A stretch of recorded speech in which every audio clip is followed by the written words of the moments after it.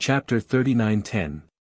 The little fellow raised his hand and rubbed his little nose as he muttered to himself. Mo Yen smiled and released Yen Qi, allowing him to transform into a dragon and fly into the sky.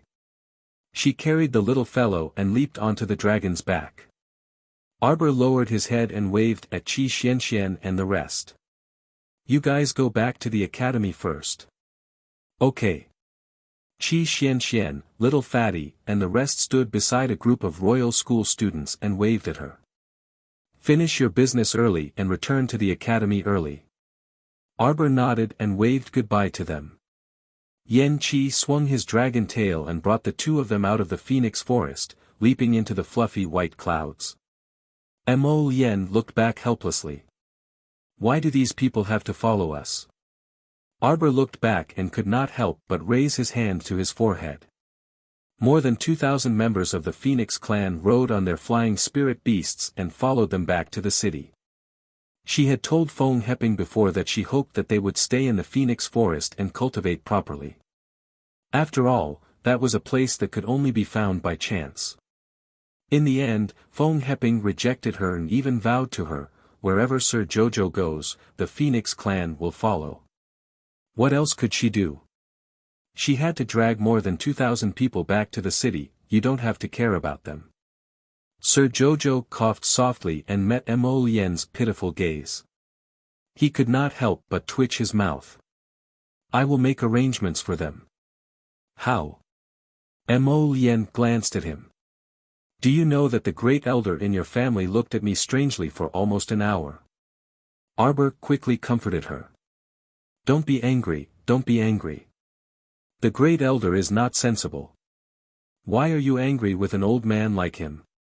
Mo Yen hugged her in exasperation and amusement, and he repeatedly nuzzled her head. Why are you so annoying? Can't you be good and not go around provoking people? Sir Jojo immediately became angry. Who did I provoke? Do you know what else your clan's grand elder said to me? What did he say? Arbor looked at him in confusion. Feng Heping said that you are the holy maiden of the Phoenix clan, and all the men of the Phoenix clan would be proud to marry you. There are more men in the Phoenix clan. There are 2,000 men in the Phoenix clan. The remaining women don't mind being your concubines. What? The corners of Arbor's mouth twitched. He quickly raised his hand and stroked his chest to calm him down. At the same time, he used his little fist to help him calm down. Feng Heping, that old fool, don't bother with him. Later, he would beat this stinky old man to death. How could he scare Jojo's lotus like this? Don't worry, Jojo doesn't want anyone else. Jojo wants Jojo's lotus. As soon as the little fellow was done muttering, he looked up and saw Mo Yen's enlarged handsome face right in front of him. His eyes were filled with a deep smile. Oh, you lied to me. She knew it. How could the great elder be so disrespectful? How could he say such things to Jojo's lotus? Mo Yen pursed his lips. He had only repeated part of what Feng Heping had said. Feng Heping had obviously gone overboard, okay? He knew that with so many pretty boys by Jojo's side, nothing good would come out of it. Why was he so pitiful? He had to compete with humans, with beasts, and now with an entire clan of birdmen. Now that he thought about it, he couldn't help but feel scared. Fortunately, he had the foresight to settle down with Xiao Yen in the lower star field. Chapter 39:11. Otherwise, how many people would he have to fight for his Jojo in the upper realm? If he didn't keep an eye on her, she might be caught and run away. By then, he would really go wherever he wanted to go. Thinking about it, he shuddered and quickly hugged his little wife tightly. Jojo, if we train in the future, you must be in the same team as me. Arbor suppressed the smile on her lips and rolled her eyes on purpose. That won't do. I can't leave Xianxian and the others behind. They're my teammates for life. I'll be your husband for life too. Why am I so pitiful? Mo Yen thought to himself. He lowered his head and looked at her pitifully. Jojo, your husband will feel bad if you say that. If we're not in the same team in the future, what if you create another dragon, turtle, or Qilin in the Holy Land? What do you want your husband to do? Arbor buried her head in his arms and could not suppress the smile in her heart. Don't be funny, okay? I'm serious. Okay, okay, okay. I'm serious too. Arbor looked up and held his face. She blinked and looked at him. Husband, you're Jojo's most important person.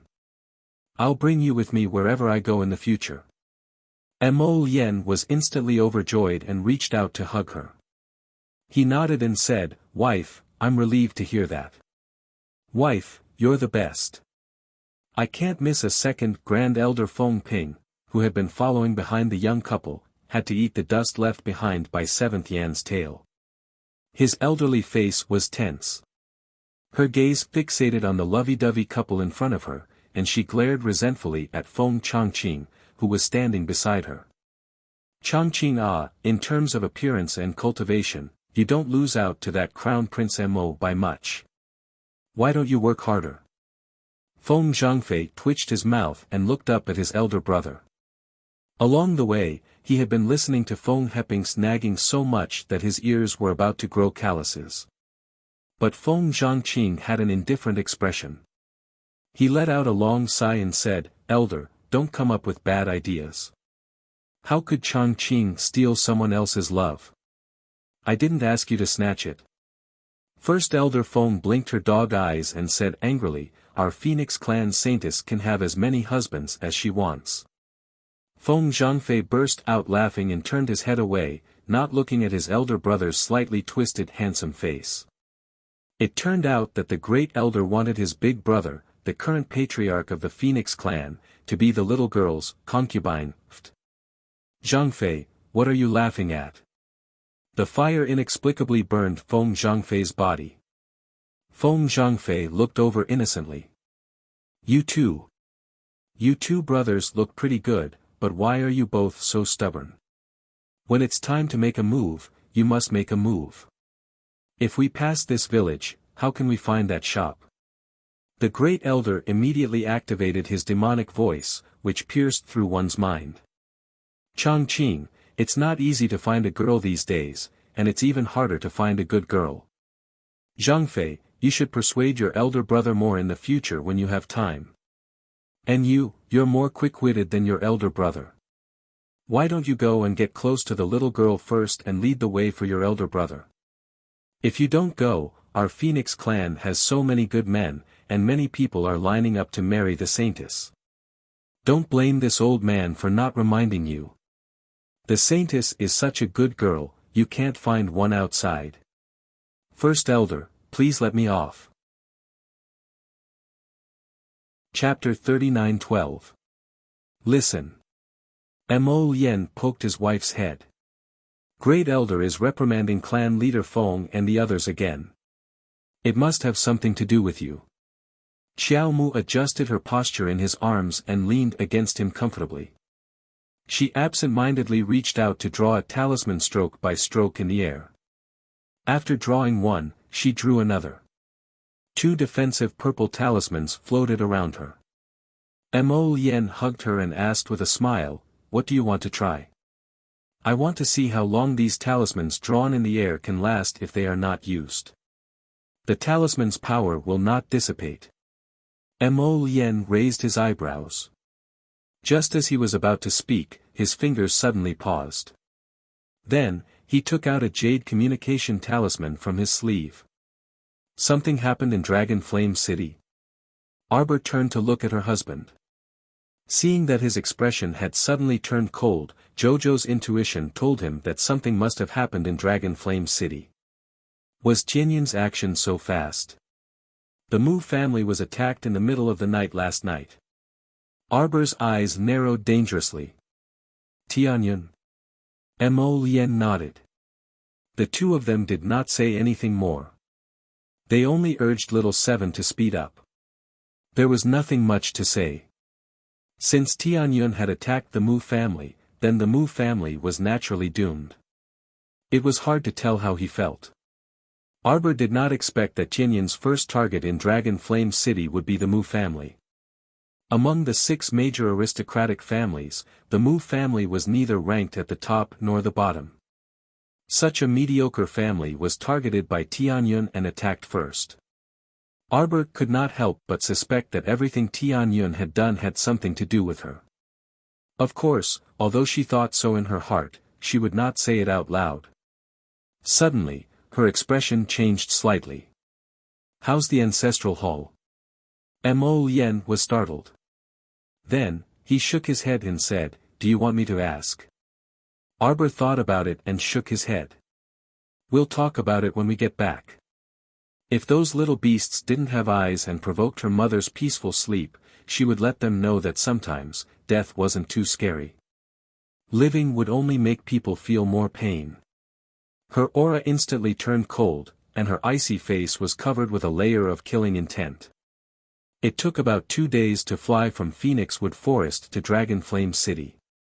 When Arbor and the others entered the city, it was already noon. Before entering the city, they contacted Xiao Yi and asked him to arrange for the Phoenix clan to rest in a mountain forest. Originally, he didn't have many people by his side.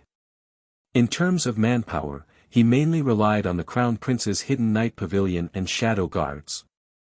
Master Jojo was a little amused by the sudden appearance of more than 2,000 Immortal State followers. After making arrangements for the Phoenix clan, Arbor and Mo Lien rushed to the Winter Moon Mountain Forest in the western suburbs. At the foot of the mountain gate, the guards who were supposed to be stationed here were gone, and there were a few pools of blood on the ground. A group of guards was investigating here. Seeing the 2 of them, the guard captain hurried over and led the guards to bow respectfully. "Greetings, Crown Prince, Crown Princess." "Fong Su, did you find anything?" Fong Su shook his head with a serious expression.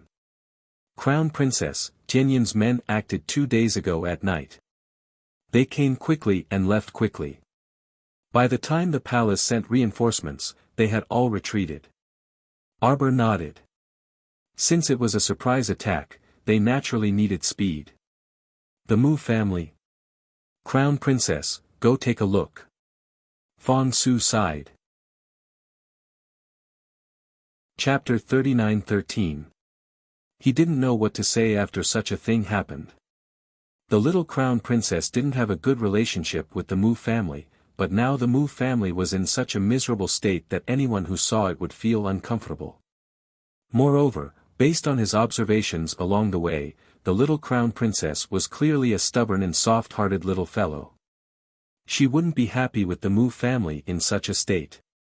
Arbor glanced at Fong Su and nodded. She casually instructed him, then pulled Prince Mo to the mountain gate. After entering the Mu family's mountain gate, Arbor frowned and whispered, "Should we call eldest brother back?" "I've already sent a message to eldest brother." After such a big thing happened, it was naturally not good to hide it from Mu Xingqian. If he didn't tell him after finding out about such a big thing, wouldn't he be upset for no reason? Arbor nodded and didn't think too much about it. As she walked over, she saw that the flowers and trees were all stained with blood. The corpses should have been cleaned up by the guards, but the bloodstains were all left behind. Arbor and Mo Lien walked all the way to the main hall. She stood there with lowered eyes and thought for a moment, then shook her head and said, "That's not right." "What's not right?"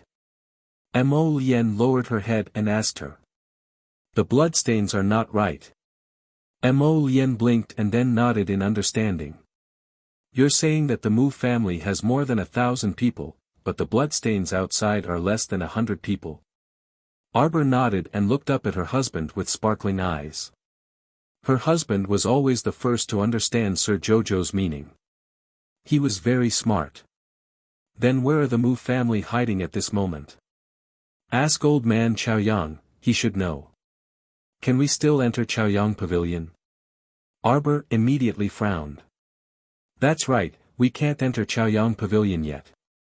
But after knowing that most of the Mu family was actually fine, she wasn't so anxious. As the saying goes, good people don't live long, but scourges live for 10,000 years. The Mu family was probably like this. Arbor snorted. Forget it. We'll talk about it when Big Brother comes. Arbor tugged at Mo Lien's hand and said, Big Brother should know about the tunnels and secret places here.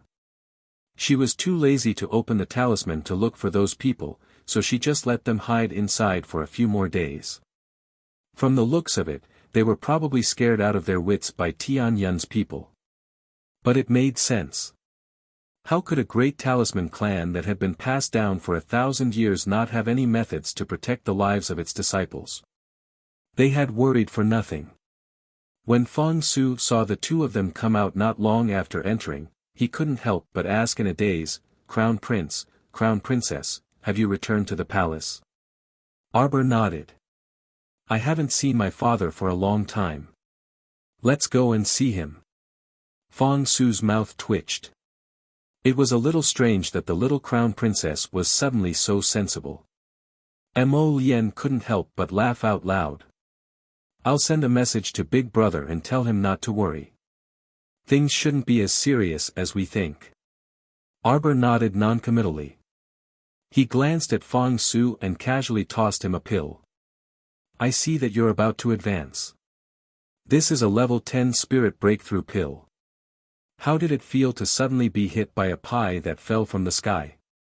It was exactly this feeling right now. Feng Su turned his head dumbly and stared blankly for a long while before shouting at the young couple's departing figures, many thanks to the Crown Princess, many thanks to Your Highness the Crown Prince. The group of small guards who were whispering beside him all looked at their commander with envious eyes. Commander Feng is really lucky. Chapter 39:14. Mo Lusheng was a bit speechless as he gazed at the young couple sitting in his study. Here. The little fellow threw a small jar of ointment in front of the emperor and cast him a sidelong glance. If you have a headache, just pick your fingernail and smear it on your temples. In the future, don't use that shoddy powder of Madame Gua's to drive away the pain. Treating the symptoms but not the root cause. The more it is treated, the more inferior it is. The veins on the emperor's forehead pulsed faintly, and he silently put the item back into his inner world. He asked his son and daughter-in-law coldly, you went to see the Mu residence. How is the situation there? It's all right. The little fellow's tone really made the emperor wish for nothing more than to slap her to death. Glancing at his son, who was glaring at him like a tiger watching its prey, the emperor pressed between his brows and asked speechlessly, how exactly is it? They probably used a talisman matrix to transport them out. Or they hid in an underground talisman matrix that we didn't discover. The little stoic expressionlessly stated. Then she said, it won't be too late for royal father to summon them to clarify the situation when they are willing to crawl out of their rat hole. Mo Lusheng speechlessly glanced at the little fellow. He was certain that if the Mu family's patriarch was sitting here and heard the little fellow say, rat hole, he definitely wouldn't be in a good mood. How much did she despise the Mu family? The Mu family is just like that. They walk the path of the middle and shrink back in whatever they do. They don't even dare to stand up for their wife's family when others bully them. That's right. Prince Mo immediately nodded in solidarity with a common enemy. Our Mo family absolutely won't be like this. The emperor, just how strong is your desire to live? The little lady didn't beat around the bush to criticize you, yet you just had to blurt out this sentence. The emperor missed his wife a bit again. How did he feel stifled when he kept seeing his son and daughter-in-law flaunting their affection in front of him? The little stoic then took out a small box from her inner world and tossed it to the emperor. This is a phoenix flower. As long as you refine it into a liquid, add a drop every time you refine pills, and you can guarantee a 100% success rate. Mo Lusheng was instantly excited, and his stern face couldn't be maintained. He looked joyfully at Arbor. Is that the meaning? It's not what you think. With this flower ground into juice, even if it's a soul-returning pill, the success rate can reach 100%. Arbor said indifferently, in 2 days, I will be able to make the soul-returning pill. Really? Mo Lusheng excitedly stood up. Yes. Xiao Mu nodded faintly. With the phoenix flower in hand, refining something like a resurrection pill above her level was a piece of cake. Mo Lusheng immediately turned his gaze to his son. Mo Lien pouted unhappily. Of course it's true. Xiao Qiao wouldn't joke about this. You're not allowed to doubt my wife. Mo Lusheng laughed loudly. Good, good, good. The great emperor's laughter alerted Hu Dequan, who was standing outside the door. Eunuch Hu staggered and almost lost his balance. What did he hear? The great emperor was actually laughing so happily. How many years had it been since the great emperor laughed so heartily? A trace of joy surfaced in Eunuch Hu's heart. It looked like the crown princess and His Highness the Crown Prince brought some exceptionally good news to the great emperor.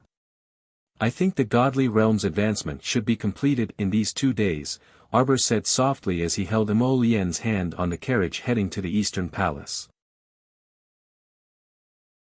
Chapter 39:15. When the time comes, I'll go to Fish Orchid Planet to refine the pill. I can also save some time. Moreover, that place will definitely be rich in divine energy, so it'll be convenient for me to replenish my divine energy at any time while refining the pill. Mo Lien gazed at his wife tenderly.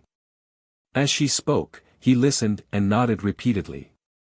His wife had thought of everything just so that they could succeed in refining the soul-returning pill on the first try. Don't worry, even if we can't do it the first time, we'll definitely be able to refine it a few more times. You and your mother will be able to see each other very soon. Jojo. Mo Lien pulled her into his arms and gently caressed her soft little face. It's my fortune to be able to hold hands with you in this life. Arbor tilted her head and pinched his cheek. What silly things are you saying? She nuzzled in his arms and suddenly giggled. Mother will definitely call you little glutinous dumpling, right? You must have looked strong and chubby when you were young. Just thinking about it makes me a little cute. Mo Lien, the two returned to the Eastern Palace hand in hand to rest. Before going to bed, Arbor recalled something and instructed Li Yi to call Chen Yi over tomorrow. She thought of some things, so she still planned to clarify them. Tsang Prefecture. The water veins that meandered like jade slowly flowed past, following the current towards the direction of the Sea of Forgetfulness, rushing forward without turning back. It had been raining in the imperial city for the past few days. The continuous drizzle was like a faint mist that dissipated with the wind the moment it touched the body. Duan Yu walked towards noble consort Duan's residence with a smile while holding a small brocade box. He thought to himself, I haven't seen my mother for a long time, so I must properly coax her later. In the winding corridor, a cool breeze accompanied by the drizzle slid past his handsome face. Hurried footsteps came from behind him. Duan Yu glanced to the side, and a long purple robe slowly brushed across the ground. Behind him, little Ku Zi and Aunt Yuanzhen hurried over. Both of their faces were slightly pale. Xiao Kezi even went up to stop him without thinking. Your Highness, where are you going so early in the morning? Duan Yu glanced at him suspiciously before replying aloofly, of course I'm going to see Mother. Aunt Yuanzhen was not as flustered as Xiao Ku Zi. She took a few steps forward, steadied herself, and bowed in greeting. Your Highness, it's still early. Imperial Consort Nyang might not have woken up yet. Moreover, you've been traveling for several days and only returned to the palace late last night. It's better for you to return to the Limitless Palace and rest for 2 days before going to greet. The more Aunt Yuanzhen spoke, the softer her voice became. She almost didn't dare to meet the man's sharp gaze. Duan Yu tilted his head slightly, his doubtful gaze circling the two of them. You're obstructing us in every way possible, but did something happen? He was a very intelligent person. A change in the expression of the palace maids and eunuchs around him could immediately attract his attention. Duan Yu's heart tightened, and he coldly berated, move aside. Xiao Ku-zi scrambled to his knees and hugged his leg. He anxiously said, Your Highness, don't go, don't go. Don't, Your Highness. I beg you, don't go. Xiao Ku-zi wept bitterly as he hugged his leg, but Duan Yu stubbornly dragged him along. Aunt Yuanzhen turned her head slightly and secretly wiped the corners of her eyes with her sleeve. She braced herself with reddened eyes and stepped forward. Your Highness, please listen to this servant. Even if you go to the Imperial Consort bedchamber right now, you won't be able to find her. Duan Yu abruptly turned his head, hurry, and hand over all your monthly tickets. Chapter 39:16. Duan Yu abruptly turned his head, and his icy gaze landed on Yuanzhen. His voice trembled, and his brows furrowed. He enunciated each word clearly, My mother, where is she? Yuanzhen heavily kowtowed to the ground and replied in a trembling voice, I don't dare to deceive your highness. Her Majesty is currently in the Imperial Mausoleum on Lonely Mountain. She has been buried. Duan Yu staggered and nearly fell backwards. Xiao Kezi, who was hugging his leg, hastily reached out to stop him and called out in a trembling voice, Your Highness. Duan Yu shook his head and tightly gripped the small brocade box in his hand. His complexion instantly turned as white as a sheet. You're lying. He coldly muttered these 3 words over and over again. Soon after, he harshly shouted, You're lying. This servant doesn't dare to deceive your highness. Yuanzhen heavily kowtowed to the ground again and said with tears in his eyes. You're lying. Duan Yu harshly shouted and retreated several steps. He abruptly turned around and rushed out. He casually pulled over a spirit horse under the corridor and galloped away. His long purple robes glided in the wind, leaving behind an arc of shadow. Your Highness. Your Highness. Xiao Kezi immediately scrambled up in a panic and ran after him in a panic. He hastily turned around and shouted to the group of dumbstruck eunuchs behind him, quickly report to His Majesty. Quickly find guards to follow His Highness. Duan Yu galloped out of the Imperial Palace and urged his horse towards the Imperial City's north gate. His fingers gripped the reins, and his knuckles were slightly white. His pair of peach blossom eyes, which were as gentle as water, were currently flashing with intense anxiety and disbelief. Impossible, he didn't believe it. He didn't believe it. He had even seen his mother before he left the palace for Phoenix Grove. At that time, his mother was still fine and completely fine. What kind of joke was this? Why would a perfectly fine person need to be buried? They must be deceiving him. He galloped towards the city's north gate, and a group of Featherwood guards galloped behind him. They repeatedly shouted at the city gate, Quickly open the city gate. Quickly open the city gate. His Highness Prince Chen has left the city. It was still early, and a large group of people had gathered outside the city gates, waiting to enter and exit the city.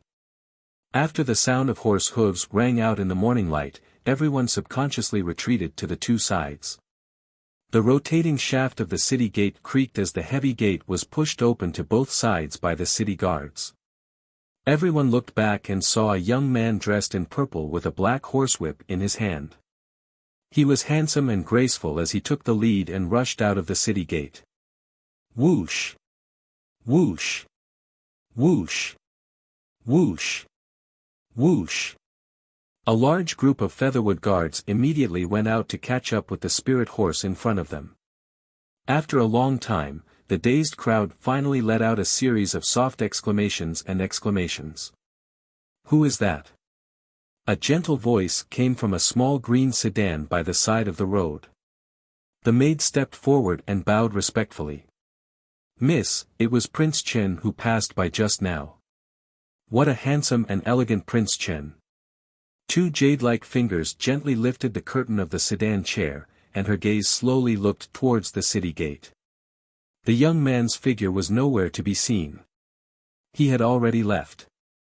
Duan Yu galloped out of the north gate, and the light drizzle in the air rolled into beads and connected into a line, gradually becoming heavier. He had no time to care about anything else. His fingers tightly gripped the reins, and his thin lips were tightly pursed as he looked down at the small brocade box in his hand. Chapter 39:17. Mother, son has returned. Mother, you must wait for son.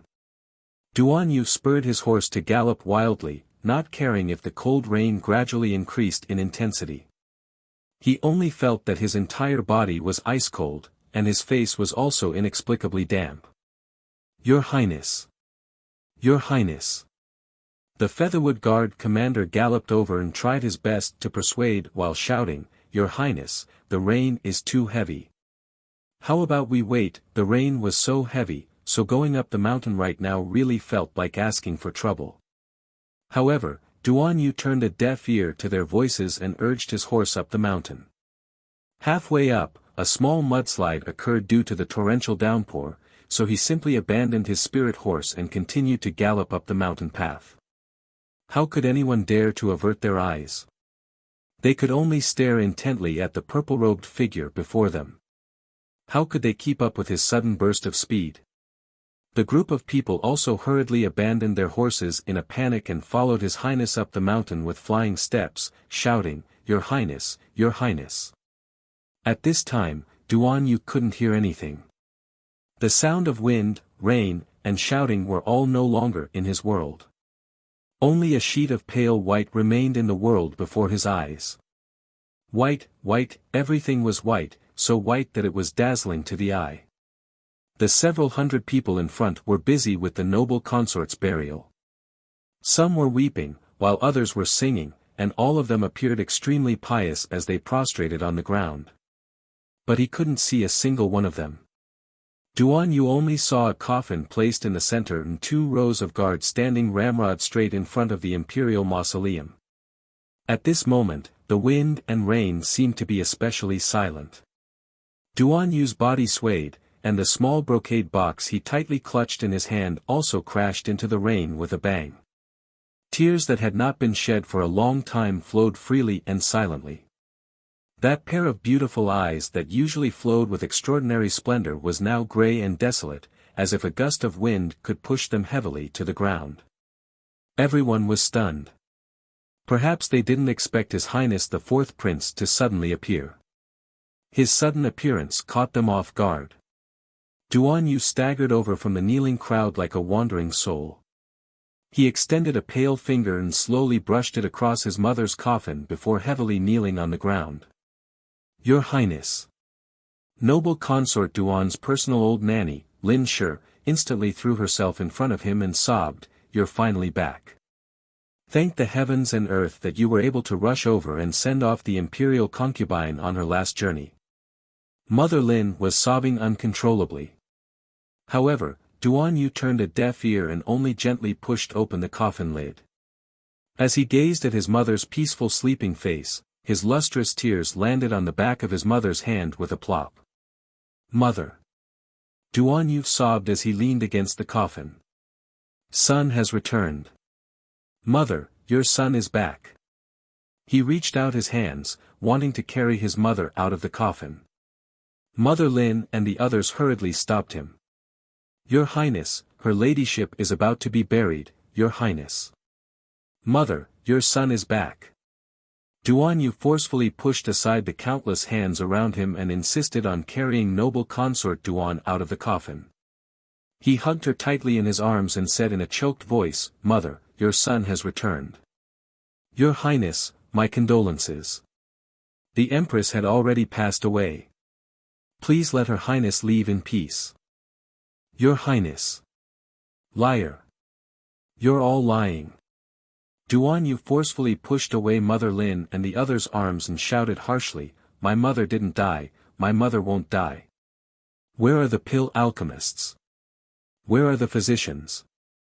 I want to find the best pill alchemists in the world. They can definitely save my mother. Chapter 39:18. Duan Yu hastily stood up with noble consort Duan in his arms. As if recalling something, he shouted sternly, "Prepare the carriage, prepare the carriage. I want the fastest flying spirit beast in all of Tsang province. I want to go to the divine province, I want to go to the divine province. Find Jojo to save his mother." Even if the whole world couldn't save his mother, Jojo definitely could. Jojo would definitely help him, she would definitely help him. Resurrection pill. The resurrection pill will definitely save my mother. The resurrection pill will definitely, Your Highness. Nanny Lin knelt on the ground while weeping bitterly. She tightly hugged the corner of Duan Yu's robe and stammered, "Her Highness is only a normal person. She's gone, she's gone. She's long gone, and her soul has scattered." Nanny Lin had never heard of that resurrection pill, but she presumed that it must be a cultivator's superb resurrection method. But Her Highness noble consort Duan was only a normal person. It was useless for normal people to eat any kind of pill. At most, they could eat some pills to extend their lifespan while they were alive. As for after death, cultivators could recover their souls. Where would normal people recover their souls? Duan Yu staggered and fell next to the coffin. He hugged his mother in a daze. "Your Highness, Your Highness." Duan Yu shook his head and hugged noble consort Duan's icy body. His tears dripped onto his mother's face. "Mother, don't abandon your son," Duan Yu murmured softly. As he hugged noble consort Duan's icy body, he forcefully pushed away the hands of others who came to support him. "Don't abandon your son, mother." Duan Yu shook his head. "Don't abandon your son, mother, don't abandon me." Duan Yu shook his head again and muttered pitifully, "I'm all alone now." He lowered his head and hugged noble consort Duan horizontally with both hands. His entire body was curled up next to the coffin. He was as lonely as a wandering little beast, making one's heart uncontrollably break. "Your Highness, don't be like this, Your Highness. Her Highness won't be able to leave in peace with you like this, Your Highness." Duan Yu pressed his head tightly against noble consort Duan's head, as if he could feel that his mother's breathing had not stopped. Like this. As if he could be closer to his mother. He pushed away Mother Lin's hand and stubbornly hugged his mother. He shook his head, then shook his head again. No matter how cold the rain was, it couldn't be colder than his heart right now. Thunder rumbled in the sky, and heavy rain poured down.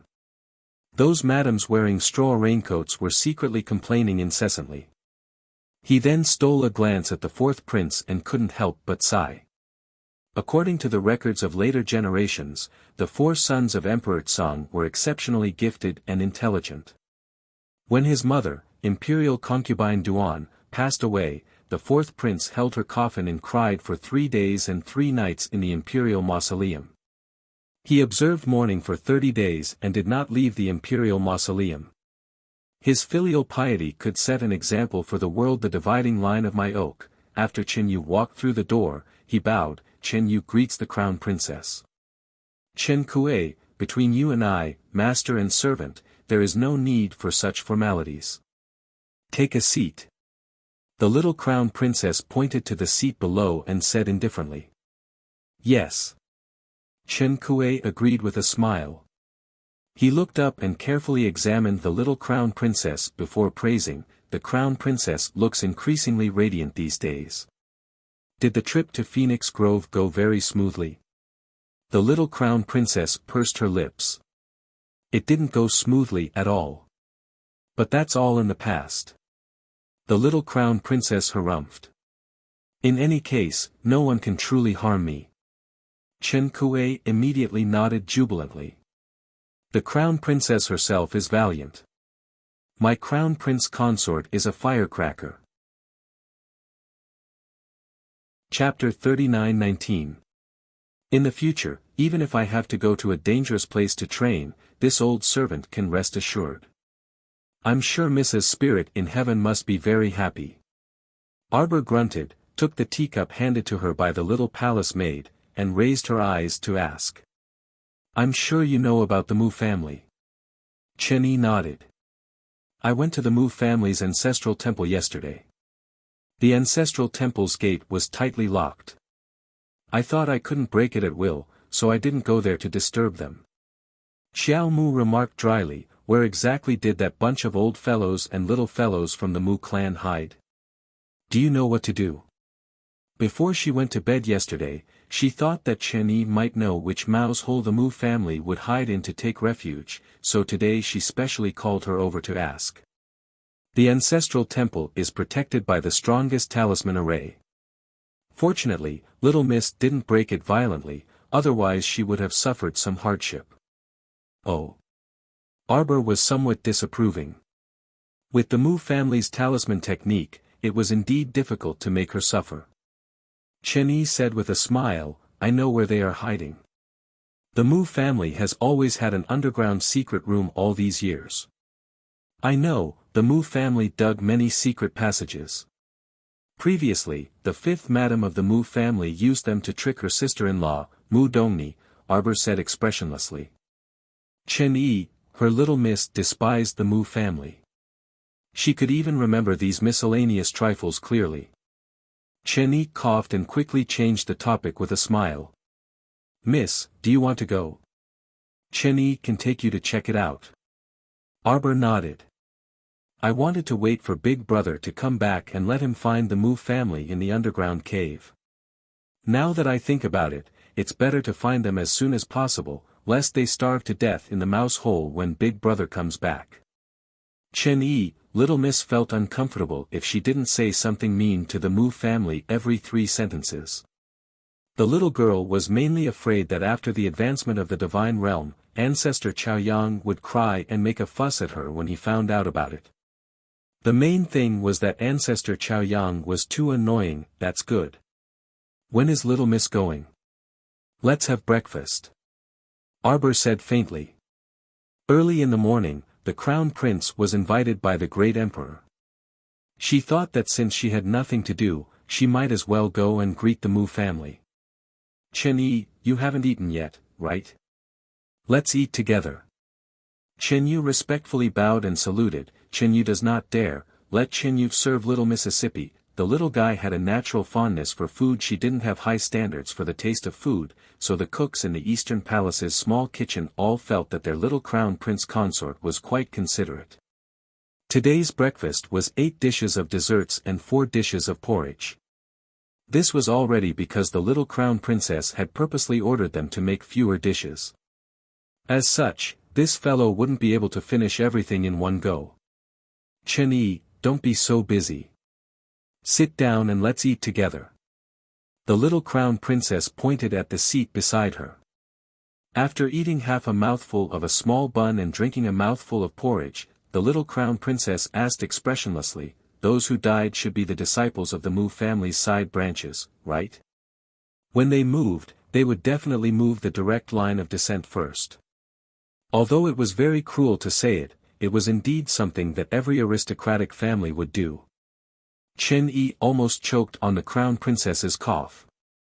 He quickly shook his head and laughed. At that time, it happened so suddenly that the old man probably didn't have the time to plan. Chapter 39:20. The implication was that the whole family might have gone to the underground secret room at that time, so there probably wasn't time for them to be divided into the main branch and concubine branches. Oh. Arbor nodded indifferently. Over 100 Mu family members died. Arbor's eyes were indifferent. After I went to take a look, I had the guards burn them. The arms of those corpses were all black. If they weren't burned, there's an 80% chance that the corpses would turn into corpses, which would be even more troublesome. Arbor didn't like trouble. Compared to solving problems, she preferred to idle around and drink tea and eat snacks. Chen Yi pursed her lips into a smile. After interacting with her so many times, she already knew what kind of temperament her young miss had. She felt that this temperament was very good. Compared to the young miss's tenacity and indomitable spirit, the young miss seemed to be more mellow than her mother. Although she usually didn't speak much and had a seemingly cold temperament, her pair of eyes could see more clearly than anyone else. Her intelligence was truly admirable. I didn't see Mu Qingya's body, Arbor said expressionlessly. It wasn't that she had to curse Mu Qingya to die, but that she had paid more attention to this woman from beginning to end. The night attack on the Mu family was so sudden, and Arbor saw so many corpses, so she naturally went to the corpses to look for people she thought she was more familiar with. Mu Qingya wasn't among the corpses, which made her somewhat surprised and somewhat clear. After all, she was the former family head's wife. Even if she didn't have any martial prowess, she definitely had people protecting her. Mu Jingfeng had fallen from power, but the woman in charge of the Mu family still seemed to be Mu Qingya. Based on this point alone, it could be seen how powerful this woman's methods were. Her husband's meridians were half crippled, and he was now a cripple, but she could still firmly hold the power of the Mu family. Of course, the most important core power of the Mu family couldn't be handed to her, but at least Mu Qingya's position in the Mu family, whether Mu Jingfeng was present or not, was as stable as a mountain. Chen Yi couldn't help but twitch her lips. The more she looked at her young miss, the cuter she was. Just how much did she dislike Madame Mu? It should be said that the young crown prince consort didn't like anyone in the Mu family from top to bottom. First Madame is the Madame of the household. Naturally, there are hidden guards protecting her. Chen Kuei laughed and said, if she were to die, although the Mu family would not suffer a great loss, it would be quite troublesome for them to be in charge of the family. Oh. Xiao Mu nodded absent-mindedly. Although she doesn't have any cultivation and is only a normal girl, she is probably the only one in the entire Dragon Flame City for an ordinary girl to be able to do what she did. Chen Kuei nodded, the eldest madam is truly very strong. She is a model for women. This old servant still remembers that not long after Madame's miscarriage, she rested for less than 3 days before taking charge of the Mu family's affairs again. Alas, all these years, if it weren't for her, I don't think the first branch would have any better days. Arbor put down the porridge spoon and glanced at Chen Ku. He caught the key word. Miscarriage? Doesn't Mu Qingya only have one daughter, Mu Roxuan? Chen Kuei's expression was slightly awkward. Your father, ever since he went to Qingya's courtyard to rape her after that hangover, he regarded her as his woman. Chapter 39-21. Xiao Mu expressionlessly nodded. So, after that, they were actually still hooking up until my mother's death. After Mu Qingya was married into the family, they were actually together the whole time, right? Chen Kuei nodded awkwardly and then said, Qingya is just a poor woman. With her little strength, how could she be your father's opponent? Even if she locked the door, these words weren't so pleasant to hear. The dignified Mu family's patriarch was actually a villain who sneaked into a woman's boudoir at night. No matter how this spread out, it would be a very embarrassing thing. Heh. Arbor sneered. Eldest Madame's daughter who miscarried should be 1 year younger than young Mississippi. If she was still alive, she should be 15 years old. Arbor's eyes were cold as he sneered. Just a pair of sluts. Chen Kuei was startled. He felt that Mu Qingya was wronged and wanted to defend her, but when he saw Arbor's icy face, he couldn't continue. You mean, Mu Qingya was already pregnant when she married into the family? She miscarried not long after she married into the family? After all, didn't that bastard Mu Jingfeng officially marry Mu Qingya not long after her mother's death? And, a lot of things happened that year. Chen Kuei nodded. Alas, young miss, eldest madam is really a poor woman. This old servant still remembers that second young miss was almost full term when she unexpectedly went into labor and gave birth to a stillborn. Chen Kuei shook his head. Eldest madam is really pitiful. At that time, her vitality was seriously damaged. Just like that, after a few days of rest, she forced herself to deal with the Mu family's affairs. Could it be that there's no one else in the Mu family besides Mu Qingya? Arbor coldly said. Mama, although you and mother's cultivation is high, you have no control over people's hearts. Arbor sighed and didn't continue. Chen Kuei was startled and subconsciously glanced at his young Mississippi. Was the little crown princess thinking too much? The human heart. Arbor reached for a handkerchief and rapped for exquisite pastries. He said expressionlessly, let's go to the mouse hole of the Mu family and see them. Chen Yu, he felt that his little miss was increasingly disliking the Mu family. It was still early, and the morning breeze was gentle.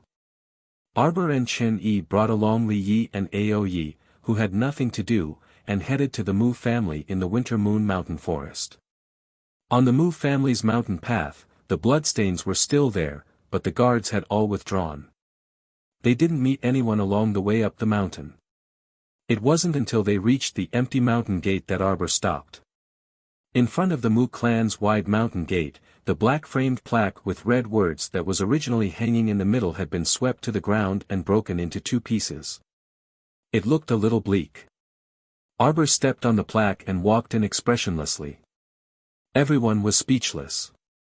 Chen Kuei coughed lightly and very perceptively led the way. He led them all the way to a remote courtyard and pointed to a dry well in the courtyard. There's a passage down here. However, the Mu family has quite a lot of secret passages. This old servant really doesn't know if we can smoothly find them. Of course there's more than one mouse hole. Arbor sneered and then said to the group of purple forest guards behind him, dig it. Chapter 39-22. Yes. The purple forest guards responded in unison. They immediately took out shovels from their inner worlds and began to dig violently. Chen Kuei, after digging a large hole in the dried well, Arbor looked down and saw a flight of stone stairs along the wall. Chen Kuei once again volunteered to lead the way, leading the Crown Princess group down. The underground passage was only wide enough for one person to pass through, but the deeper they went, the wider it became. Chen Kuei's memory was very good. There were so many forks in this underground passage, but she could always find one and lead the group forward. It seemed that she had put in a lot of effort while staying in the Mu clan. At the very least, she wasn't the gloomy old woman who never left chasing Wind Garden. Chen Kuei leaned on the golden staff in her hand, which was covered with a small piece of black cloth, leaving only one eye visible. Her body had been recuperated recently, and she was much better now. Her movements were extremely nimble, and her large strides were as fast as the wind. After passing through a few forks in the road ahead, everyone seemed to smell a faint fishy smell. After walking for about half a quarter of an hour, Chen Yi raised his hand and stopped everyone. She turned to Arbor and said in a low voice, "Young miss, look." Arbor took a few steps forward, frowning slightly. There were several corpses lying in front of them. It seemed that they hadn't retreated in time and had been killed by some of the All-Seer's men. A purple forest guard stepped forward and looked through their clothes, then said in a low voice, "Crown Princess, there are two black-robed men with the symbol of the sun embroidered on their collars." Arbor frowned, then suddenly narrowed her eyes. A vine shot out from her sleeve and quickly pulled the purple forest guard back. With a whoosh, the purple forest guard was instantly pulled back from the other end of the tunnel by Qiao Mu, and he nearly crashed into the wall. He only steadied himself with the help of his two companions. Everyone looked over and saw that the corpses that were originally lying on the ground were creaking and slowly crawling up from the ground like machines. First, their limbs stiffened and twisted, and then their heads began to make cracking noises. Their hollow eyes looked at them without any light, and then they suddenly began to move. Li Yi expressionlessly summoned a long sword from her consciousness and held it in her hand, ready for battle. Stay Up Late exclaimed, "Oh my God!" His smile disappeared. The corpse has mutated. They were indeed turning into zombies, and they were turning into zombies very quickly. In the beginning, it was only turning its neck stiffly and swaying as it walked. When it rushed in front of them, its speed had increased by several times, and its arms and legs had become very sharp. It was actually a high-grade 2 corpse puppet. It's been a long time. Arbor looked coldly at the rapidly moving things in front of him. Without hesitation, he threw out an offensive purple talisman. With a bang, the talisman exploded on the leading corpse hag's body. However, the explosion did not cause it to bounce back an inch. Instead, it caused it to let out an even more unpleasant roar, as if it was enraged after being provoked, and it pounced at Xiao Mu with even greater speed. Swish! Xiao Mu shot an arrow into that guy's head by a hair's breadth.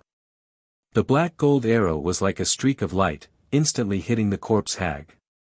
A huge force exploded, sending it flying and crashing into the stone wall behind it. Chapter 39-23. Dirt and rocks tumbled down. Arbor's gaze was cold and mocking as she looked at the zombies in front of her. She shook her head. Too weak. After seeing a special-class zombie like Wei Mingli, he could kill these high-class zombies for fun if he encountered them now. Only a special-grade zombie like Wei Mingli could possibly be her match.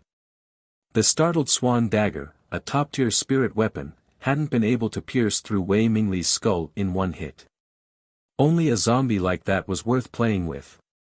Other than that, none of them were Lord Jojo's match. Arbor flicked out several defensive talismans and covered everyone's bodies. She raised her hand and said, "Kill their heads. Don't waste your energy on the other parts." Understood. The purple forest guards leapt forward in high spirits and attacked bravely. Wherever their weapons went, they all aimed for the zombies' heads. These purple forest guards were all experts above the 13th level of the spirit realm. Compared to the high-level zombies in front of them, they were only second-level zombies among the high-level ones. They were roughly equivalent to a 10th-level spirit realm cultivator. They were no match for the purple forest guards at all. As long as everyone could protect themselves from being scratched, there wouldn't be much of a problem in battle. They took care of the mutated zombies in the tunnel in almost a matter of minutes. A serene blue flame ignited between Xiao Mu's fingers, incinerating those things into ashes without any room for protest. The group flew towards the tunnel in front of them, encountering many mutated zombies along the way. The further they went, the denser the dampness and cold air became. Chen Yi suddenly raised a hand to stop everyone's footsteps. He pointed at a thick stone door in front of them and said in a low voice, "Young miss, look."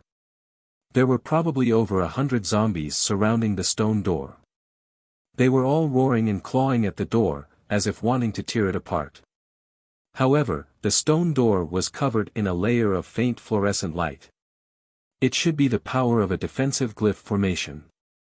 These zombies wouldn't be able to break through the door in a short amount of time. Arbor snorted coldly. It looks like the Mu family is hiding in this rat hole. Roar roar. The zombies suddenly discovered that there were people behind the tunnel. They turned their heads. It was impossible to distinguish friend from foe on their rotten faces. Arbor thought that there might be a lot of Mu clan's disciples among them. His cold eyes swept across these things, and he ordered indifferently, "Clean them all up." Yes. Dozens of purple forest guards charged forward, and Ao Yi and Li Yi were naturally not far behind. Wherever the sword light passed, heads fell to the ground as if they were vegetables being chopped up. Arbor stood at the back of the group battle, his sharp eyes constantly sweeping across these undead hags. Whenever he saw something strange, he would immediately use his vines to drag it in front of him. Her pale fingers held a spirit tool sledgehammer, and without another word, she smashed the corpse puppet's head flat in a matter of minutes. Chen Yi, who was standing beside the little miss, couldn't help but use his sleeve to wipe the sweat on his forehead when he saw the little girl's battle prowess. The pitiful Mu family, if they had foresight, they definitely wouldn't have dared to provoke their little master. Who would dare to provoke such a young lady? Were they afraid of not dying fast enough? A quarter of an hour later, the zombies surrounding the stone door were all cleaned up and burned to ashes without hesitation. Arbor frowned and glanced at the wreckage on the ground. The heavenly luck fruit was really going to make a big move. Chapter 39-24. The number of these corpse puppets seemed to be increasing. Arbor indifferently glanced at the stone door. His fingers moved quickly, drawing a deciphering talisman in the air and flicking it at the stone door. Chen Yi watched in astonishment, and his heart couldn't help but tremble slightly. He inwardly mused, no wonder the little crown princess looked disapproving when I mentioned the talisman array outside the ancestral hall yesterday. It turned out that the crown princess talisman technique was actually this exquisite. She was probably the only person in the world who could draw talismans in the air. The deciphering talisman shook on the stone door, instantly erasing the defensive talisman array on it. Arbor used the large spirit hammer in his hand to knock on the stone trough at the side, neither lightly nor heavily. The stone door instantly swung open with a crash. In an instant, there was quite a commotion inside the stone door. Countless dazzling spiritual forces aimed at the door, ready to erupt at any moment. Only to hear old Master Mu shout in a deep voice, "Everyone, stop." Everyone looked over in astonishment. Yet they saw the young crown prince consort standing there prettily with an aloof expression on her frosty little face. She swept a disdainful gaze at them just like that. "Jojo." Matriarch Mu breathed a sigh of relief and hurriedly patted her son and daughter's hands, repeatedly shouting, "What are you doing? Withdraw your spiritual forces, withdraw them." This stone room was quite big, and it was currently crammed full of people. Probably all the people from the Mu family's direct and collateral branches who had been transferred here were all here. In the tunnel, they had dealt with hundreds of corpse puppets that were either Tianyun or the Mu family. Currently, there were about 1,000 people in the stone room. They were probably all the people from the Mu family in the imperial capital. Crown Princess. Mu Qingya breathed a sigh of relief and hurriedly walked forward to bow. "You're here to save us, right? Thank you for saving us." A middle-aged man in his 30s walked forward from behind Mu Qingya and also politely bowed to Arbor. Arbor found this person somewhat familiar. This man seemed to be Mu Jingfeng's follower, Mu Yang. Nodding, the little crown princess looks at Grandpa Mu expressionlessly.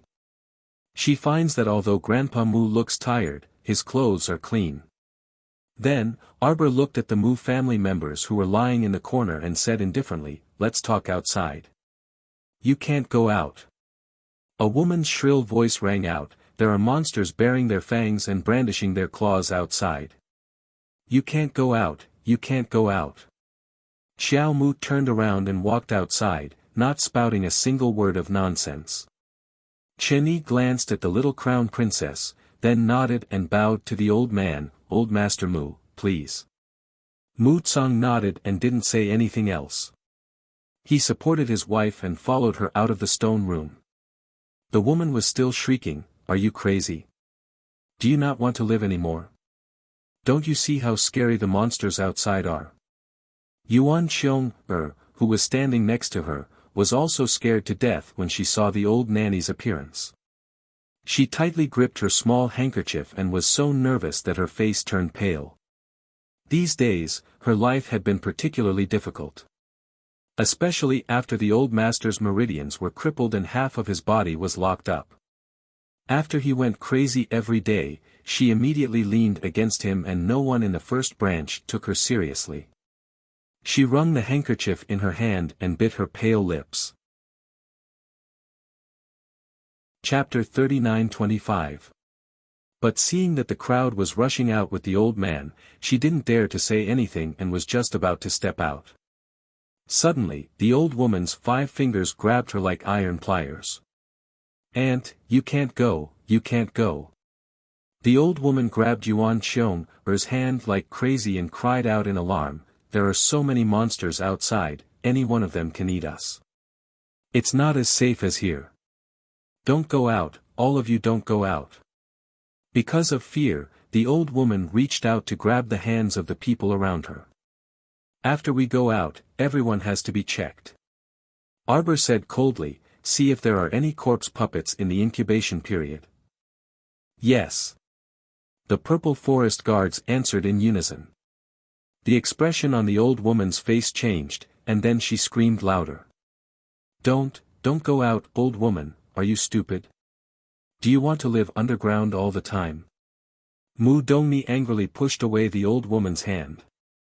If you don't want to go out, then stay here alone.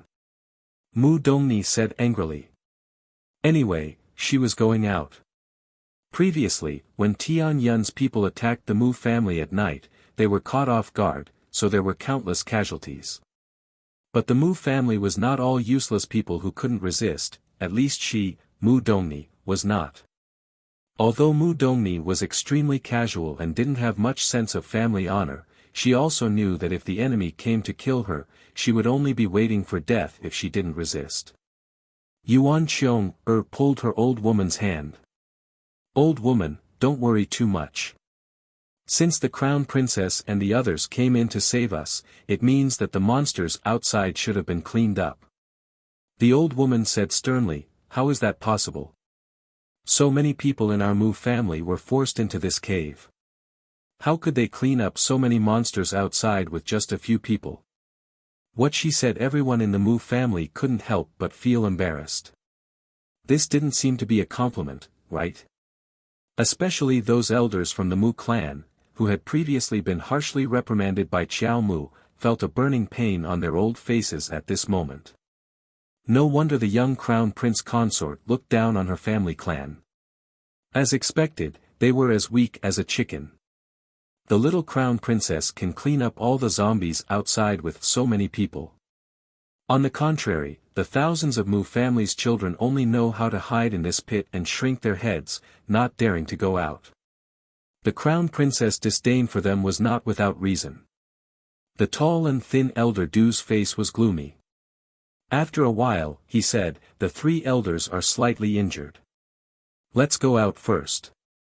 The great elder, second elder, and third elder had put in a lot of effort in the process of transferring all the Mu family disciples. All the disciples of the Mu clan were grateful to them. Xiao Mu glanced back faintly at Elder Nadu, looking down on this mistress, Yuan Qiong, even more. The shrewd women by this woman's side were like mad dogs. They didn't want to go out and even begged others to stay with them. It was a little ridiculous. Arbor glanced at the old woman and his gaze paused. He looked at the faint color on her face and glanced at her again. She suddenly stopped in her tracks, and the group of people following behind her naturally stopped as well. Old Master Mu looked at her in confusion and was about to ask what was wrong. However, he saw the little crown princess walk past them and enter the stone room, walking straight towards the old woman in the corner. Yuan Qiong happened to be comforting the old woman. Chapter 39-26. As soon as she looked up, she saw the crown princess suddenly standing in front of her. Yuan Qiong couldn't help but be slightly startled. No one dared to agree with the crown prince consort's ghost-like movements. Yuan Qiong forced herself to be calm and tried to hold the old woman's arm. She asked in a trembling voice, Grand, Crown Princess, why are you doing this? You suddenly stood in front of me without saying a word. If you don't say a word, who can understand what you're thinking? Arbor's gaze pierced through the old woman like a needle. He suddenly reached out, his fingers covered in the Vajra talisman as cold as jade. He grasped the old woman's arm. The old woman was so frightened that she couldn't help but tremble. Her entire body trembled as she shrieked, what are you doing? With a rip, Arbor pulled away the old woman's clothes and coldly looked at the three very obvious lacerations on her arm. You've been infected. Sir Jojo's voice sounded extremely cold. He stared at the old woman as if he was looking at a corpse. No, no, no. The old woman trembled violently and couldn't help but tremble. She cried out in alarm, don't talk nonsense. I didn't do it at all. On the side, Mu Dongni also screamed. She quickly pulled open her sleeve and looked at her fair arm. Seeing that there were no scars on her arm, she sighed in relief. A trace of anger appeared on her plump, pretty face. You old ghost, you actually have such bad intentions. No wonder you wanted to catch me just now. So you wanted to harm me? No, no. Second miss, don't talk nonsense. The old woman cried out harshly, I didn't do anything. She looked pleadingly at Yuan Xiong. Auntie, I'm not infected. Auntie, believe me. Yuan Xiong looked as if she had been scratched by a venomous snake. She withdrew her hand and took a few steps back. She cautiously looked at the old woman beside her and sized her up. When she saw that the old woman wanted to walk towards her, she quickly berated, Don't come over, stop right there. You're not allowed to come over. Currently, the matter of the corpse puppets in the upper 3 provinces had already been publicized in the central plazas of the various cities. It was a terrifying existence that would gradually transform into a monster after being scratched. When was Nanny scratched? Could it have been last night?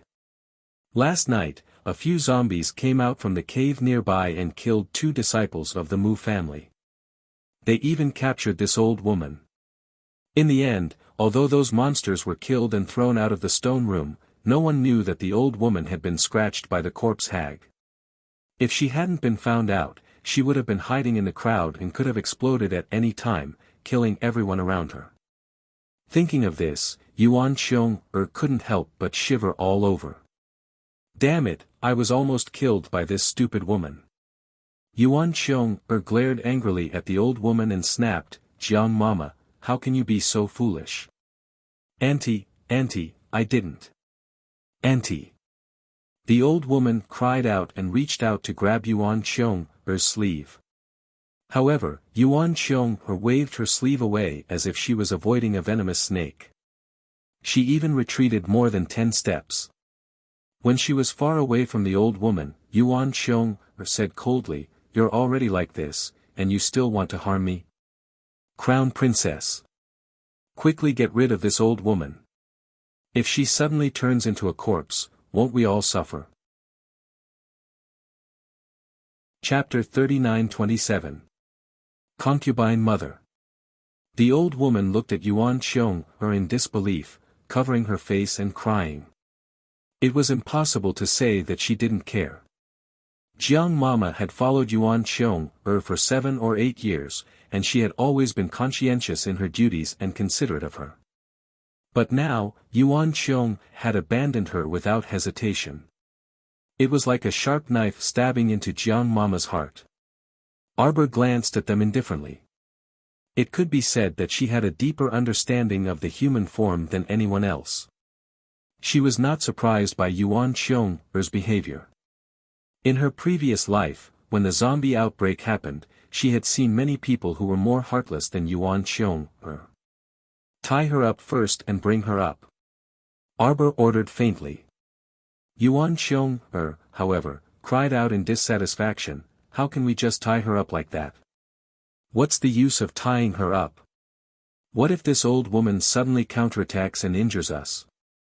What should we do? Mu Dongmi glanced at her impatiently. Why are you so talkative? She hasn't turned into a zombie yet. Besides, it's not like we won't deal with her after we tie her up and let people watch over her. Can't we go up first? Everyone in the Mu family nodded in unison. Arbor didn't say anything more and led them back the way they came. Along the way, the expressions of the Mu family disciples changed unpredictably. From time to time, they would secretly glance at the little crown princess's cold face, not knowing what to think for a moment. If they said that the little crown princess was cold and heartless, she would have led people to dig a tunnel to save them. But if they said that she was very good to them, that wasn't necessarily the case. Her cold face and stiff expression along the way repeatedly showed how much she disliked the Mu family. After climbing out of the messy dry well, everyone breathed a sigh of relief. Thus, Mu Tsang brought everyone to the front hall. Even if more than 1,000 people were standing in this large front hall, it wouldn't seem crowded. Mu Jingyuan faintly smiled, his tone somewhat mocking as he said, It's all thanks to Jojo's arrival this time. Otherwise, with the elders' cautious temperaments, I'm afraid they would have to hide in that dark stone room for a few more days. At that time, the corpse poison in Mama Zhang's body might break out, and she might even scratch and injure many people. When Mu Tsang heard his third son's ridicule, he couldn't help but feel a little embarrassed. Reporting to the Crown Princess, Her Excellency Hao Fei has arrived with Alchemist Wang, Alchemist Gu, and a dozen or so doctors, a purple forest guard hastily reported.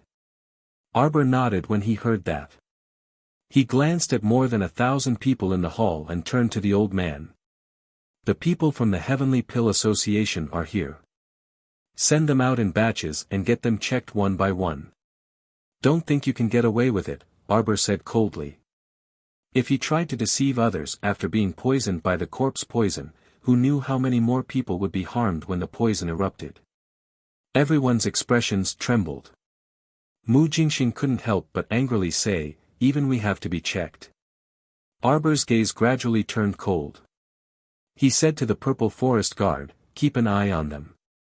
If anyone resists the check, just kill them. There's no need to report it. Yes, Crown Princess. Everyone couldn't help but gasp. Crown Princess's words were truly cold, causing everyone's hearts to turn cold. After taking a deep breath, Mu Tsang nodded and waved his hand. Do as the Crown Princess says. Mu Jingxing furiously sat down. His eyes were wide open as he glared at Arbor, his heart filled with resentment. That despicable brat. Chapter 39-28. Second Branch's 7th Miss, Mu Ro Xian, also sat down heavily under Madame Chiu's tug. Most of the people had gone out for inspection, leaving only Old Master Mu, Matriarch Mu, and several sons, daughters-in-law, and grandchildren present. Seeing that the little Crown Princess did not speak, Mu Tsang couldn't help but sigh. Jojo, the Mu family suffered this calamity and barely managed to preserve a bit of its foundation. I hope you will carefully consider Ancestor Zhaoyang's suggestion. Mu Jingxing slammed his cup on the floor and stood up hatefully with cupped hands. Father, I still have matters to attend to. Forgive me for leaving first. Jingxing. Old Master Mu Tsang's face instantly darkened. He knew what his second son was thinking, but who dared to obstruct Ancestor Zhaoyang's orders? Arbor glanced at the old man indifferently. It's enough for the Mu family to have you. If it really doesn't work, I think third uncle is pretty good. There won't be any problem in handing the Mu family to him. Mu Jingyuan was startled, then a smile blossomed on his face. It wasn't because he heard Jojo say that he would hand the Mu family to him, but because it was the first time he heard Jojo call him third uncle, so he was very happy. He even had a happy expression on his face. Mu Jingyuan stood up and laughed. Jojo, you called me third uncle. Old Master Mu's expression was extremely stifled. His granddaughter acknowledged third uncle, but did not acknowledge him as her grandfather. He had no place to put his old face. Mu Jingrui looked at his third brother with envy. He had interacted with the little fellow much longer than his third brother. He didn't expect that the first person the little girl acknowledged from the Mu family would be his third brother. However, this wasn't strange.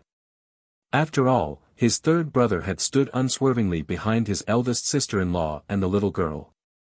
Seeing this, the old man sighed helplessly and nodded. It's not easy for you to accept the Mu family in such a short time. Let's discuss this matter later. But this time, we are very grateful that Jojo is willing to let bygones be bygones and come to find us. Mu Jingzhuang and the others also nodded. Only the people from the second branch sat there with wooden faces, as if someone owed him millions of spirit coins. When Madame Chiu saw the old man's gaze, she moved the corners of her lips in grievance and pulled out a very stiff smile. In fact, she didn't want to sit here and cause trouble, but her husband had left, so she had to stay here with her children and listen to what they were talking about. What if it affected the interests of the second branch? 3 days ago at night, Tian Yun's people suddenly came, as if they had barged in through an empty door. The old man said in a deep voice, the leader is a strange man with a long neck, a sharp head, and a pair of big wings on his back. Yes, it looks very much like an eagle. Mu Jingzhuang nodded. That's a harpy modified by Tian Yun.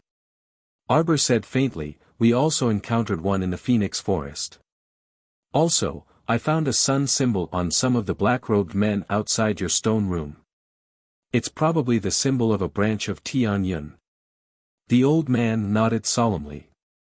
It's not unreasonable for them to suddenly target our Mu family. As one of the 6 great patrician families, the Mu family also holds the secret of talisman arts. At this point, a trace of awkwardness appeared on the old man's face. Of course, the difference between their talisman arts and his little granddaughter's was like heaven and earth. But outsiders didn't know. Chapter 39-29. Outsiders only knew that they were a talisman aristocratic family with a 1,000-year legacy, so they must be an extremely powerful family. Outsiders had their eyes on the talisman techniques in their hands, wanting to snatch them away by force. Who would have thought that the little crown princess's talisman techniques were so extensive and profound that it was even more profound than their family's inheritance? Arbor looked up at the old man. The old man coughed dryly and said, even so, most of us still did pretty well when the crisis struck. We didn't lose face for the Mu family. Xiao Mu harumphed lightly, non-committal. The old man was a little embarrassed as he weakly looked at his granddaughter and said, of course, they still need to constantly train. But Jojo, regarding the issue of sky fate, our Mu family's standpoint is definitely the same as yours. Yes. Yes. The Mu brothers nodded in succession. Mu Jingyuan smiled at his little niece and said, Jojo, the Mu family has produced many people who have disappointed ancestor Zhaoyang all these years, but we still have many outstanding and ambitious youths. Take your 5th sister, Ro Qin, for example. Although she's frail and sickly, and her cultivation is shallow, she played an extremely good role in this sudden incident. Yes. Ro Qin's performance this time really gave me a huge shock. 4th brother, you really have a good daughter, Mu Jingxiao praised. A faint smile appeared on Mu Jingxiao's stern face as he shook his head and said, Ro Qin is also a member of the family. This is what she should do. Everyone nodded. The Chiu family sat there as if they were an isolated family. Seeing the brothers happily praising each other, the Chiu family revealed slight anger on their faces. Mu Ruyan could not help but snort angrily. In the end, if my 2nd brother hadn't helped a few elders to push open the stone door in the passageway, we wouldn't even know what the situation would be like now. Madame Chiu smugly swept a glance at Mu Jingxiao and the rest. She did not say anything, but the smug look in her eyes was unmistakable. Mu Erkshu, who was mentioned by Mu Ruyan, calmly raised his eyes and indifferently looked at the few elders of the Mu family. Mu Jingzhuang's expression was rather awkward. He laughed and said, Shui is naturally talented and capable. It's just that, he paused and suddenly said in a deep voice, on the day Tianyun broke in, it was the 2nd branch who was in charge of guarding the entire Mu family. Madame Chiu couldn't help but be furious. 6th brother, what is the meaning of this? Are you suspecting our 2nd branch of the Heavenly Fate organization? 2nd sister-in-law, I didn't say that. I just find it a little strange.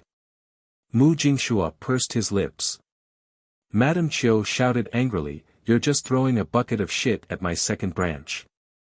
Of course, she absolutely could not admit to this matter. Otherwise, it would be a small matter if the entire 2nd branch was expelled from the Mu family. If such a crime was put on her head, the entire 2nd branch might be obliterated. Arbor looked suspiciously at the 2nd branch's madam and coldly instructed Li Yi, who was beside him, go and invite the 2nd branch's old master out. Check his condition first. Madame Chiu could not help but be enraged. Crown Princess, what do you mean by this? Arbor stared at her furious gaze and coldly said, it means that I'm suspecting you. Chapter 39-30. Everyone choked in terms of infuriating people. No one would dare to rank ahead of the little crown princess even if she wanted to be ranked second. Arbor coldly glanced at Madame Chiu. If second uncle doesn't have a guilty conscience, why did he leave so quickly? Crown princess, please be careful with your words. Mu Erkshu abruptly stood up and said with a cold expression, my father is loyal and devoted to the Mu family. You can't wrong him like this. Li Yi. It's the crown princess. Without another word, Li Yi stood up and walked out the door. A moment later, she led people to escort an enraged Mu Jingxing over. Arbor coldly swept a glance at him and directly opened his divine eye to look at his brain. His divine sense swept around, but he didn't find anything suspicious. Arbor retracted his gaze, his pensive gaze resting on Mu Jingxing's face. Mu Jingxing looked like he had suffered extraordinary shame and humiliation. He kept kicking his legs and hooting, Crown Princess, you're going too far. You're going too far. The little Crown Princess looked at him coldly and said, you're the one who made people suspicious. Mu Jingxing was furious. How did I make people suspicious? If you don't have a problem, why did you leave the hall in an excuse? Arbor coldly glanced at him, annoyed that he was finding trouble for himself. Since he didn't have a problem, why did he throw a tantrum and return to his room? She even had to spend some effort to invite him over again. In the end, when she looked at his head, she didn't find any black crystals. Crown Princess. Mu Jingxing was furious. If his eyes could devour people, the little Crown Princess would probably be completely torn to shreds by now. Arbor leisurely waved his hand at him. Someone naturally escorted the trembling Mu Jingxing back a few steps and firmly pressed him to sit on a stool. Madame Chiu looked angrily at Arbor. Mu Erkshu also couldn't take it anymore and stood up. Crown Princess, isn't it too rude of you to do this? Arbor glanced at him indifferently and gestured for him to sit down. Then, he said in a cold voice, I just used my divine sense to scan all of you. Fortunately, none of you have anything left behind by Tianyun in your heads. Everyone felt a chill in their hearts. They knew very well that if they really had that thing in their heads, they would have been wiped out long ago. Since Tianyun was able to barge into the Mu clan as if there was no one around, it means that there is something fishy going on inside. The old man's body trembled slightly. Even if we can't find anything in their brains, it doesn't mean that there isn't a ghost among us, Arbor said coldly. He suddenly looked up and asked, where's Mu Jingfeng? Everyone was speechless. Only now did the child realize that her father, Mu Jingfeng, was not in the hall. The old man's expression became a bit awkward for a moment. Jingfeng, before the incident, had already disappeared. Qinya was the one who reported this matter. Mu Qinya hastily stood up and bowed with her head lowered. That day, I served Lord with his medicine and watched him fall asleep. Who knew that the court would suddenly catch fire in the middle of the night? When I finished putting out the fire and went to Lord's room, I didn't see him again. Arbor made an "oh" sound. His gaze roved over her body, and he probed her mind with his divine sense. Mu Qinya's body trembled slightly, and she suddenly fell backward. If not for Nanny Chiu's quick reflexes, she would have fallen to the ground. Chapter 39-31. Arbor had only used a bit of her divine perception to check on her, so it wouldn't hurt her at all. She couldn't help but feel a little sick seeing her in such a delicate state. An ordinary person like Mu Qinya didn't have a conscience, so it was impossible for her to see anything even if she went in. Arbor inwardly chided herself for being slow-witted and retracted her divine perception. She glanced at her indifferently and said, Madam, you still have to take care of your body. Thank you, Crown Princess, for your concern. Mu Qinya curtsied, her expression gentle yet bitter. Arbor retracted her gaze and said to the old man, it's getting late. I think the Mu family still needs to be properly settled. She asked indifferently, how's it going outside? A purple forest guard immediately came to report. Crown Princess, there are more people. The doctors outside still haven't finished seeing half of them. Then stay and take your time. Send them back after you're done. Arbor stood up and walked out. This Crown Princess will return to the palace first. The Crown Prince and eldest son should be back by now. She still had to rush back to have lunch with her husband. Farewell, Crown Princess. Everyone in the Mu family stood up to send her off. The little Crown Princess ran out, her footsteps flying the entire way. Li Yi followed behind her and asked, "Does the Crown Princess have someone suspicious in mind?" "Other than third uncle and the old man, everyone is suspicious."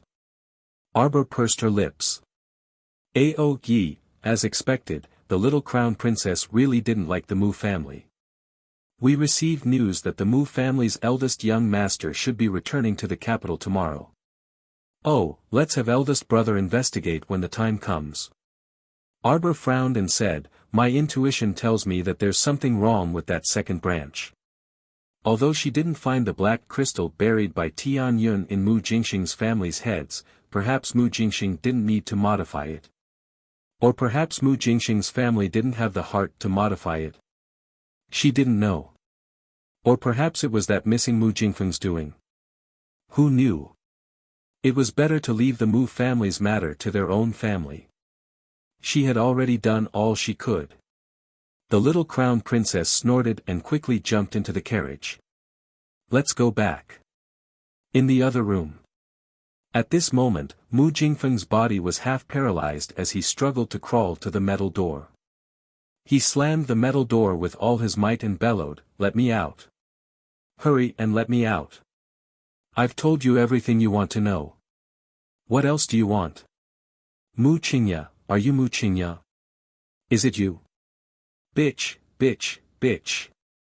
He roared angrily, but the iron door opened unexpectedly.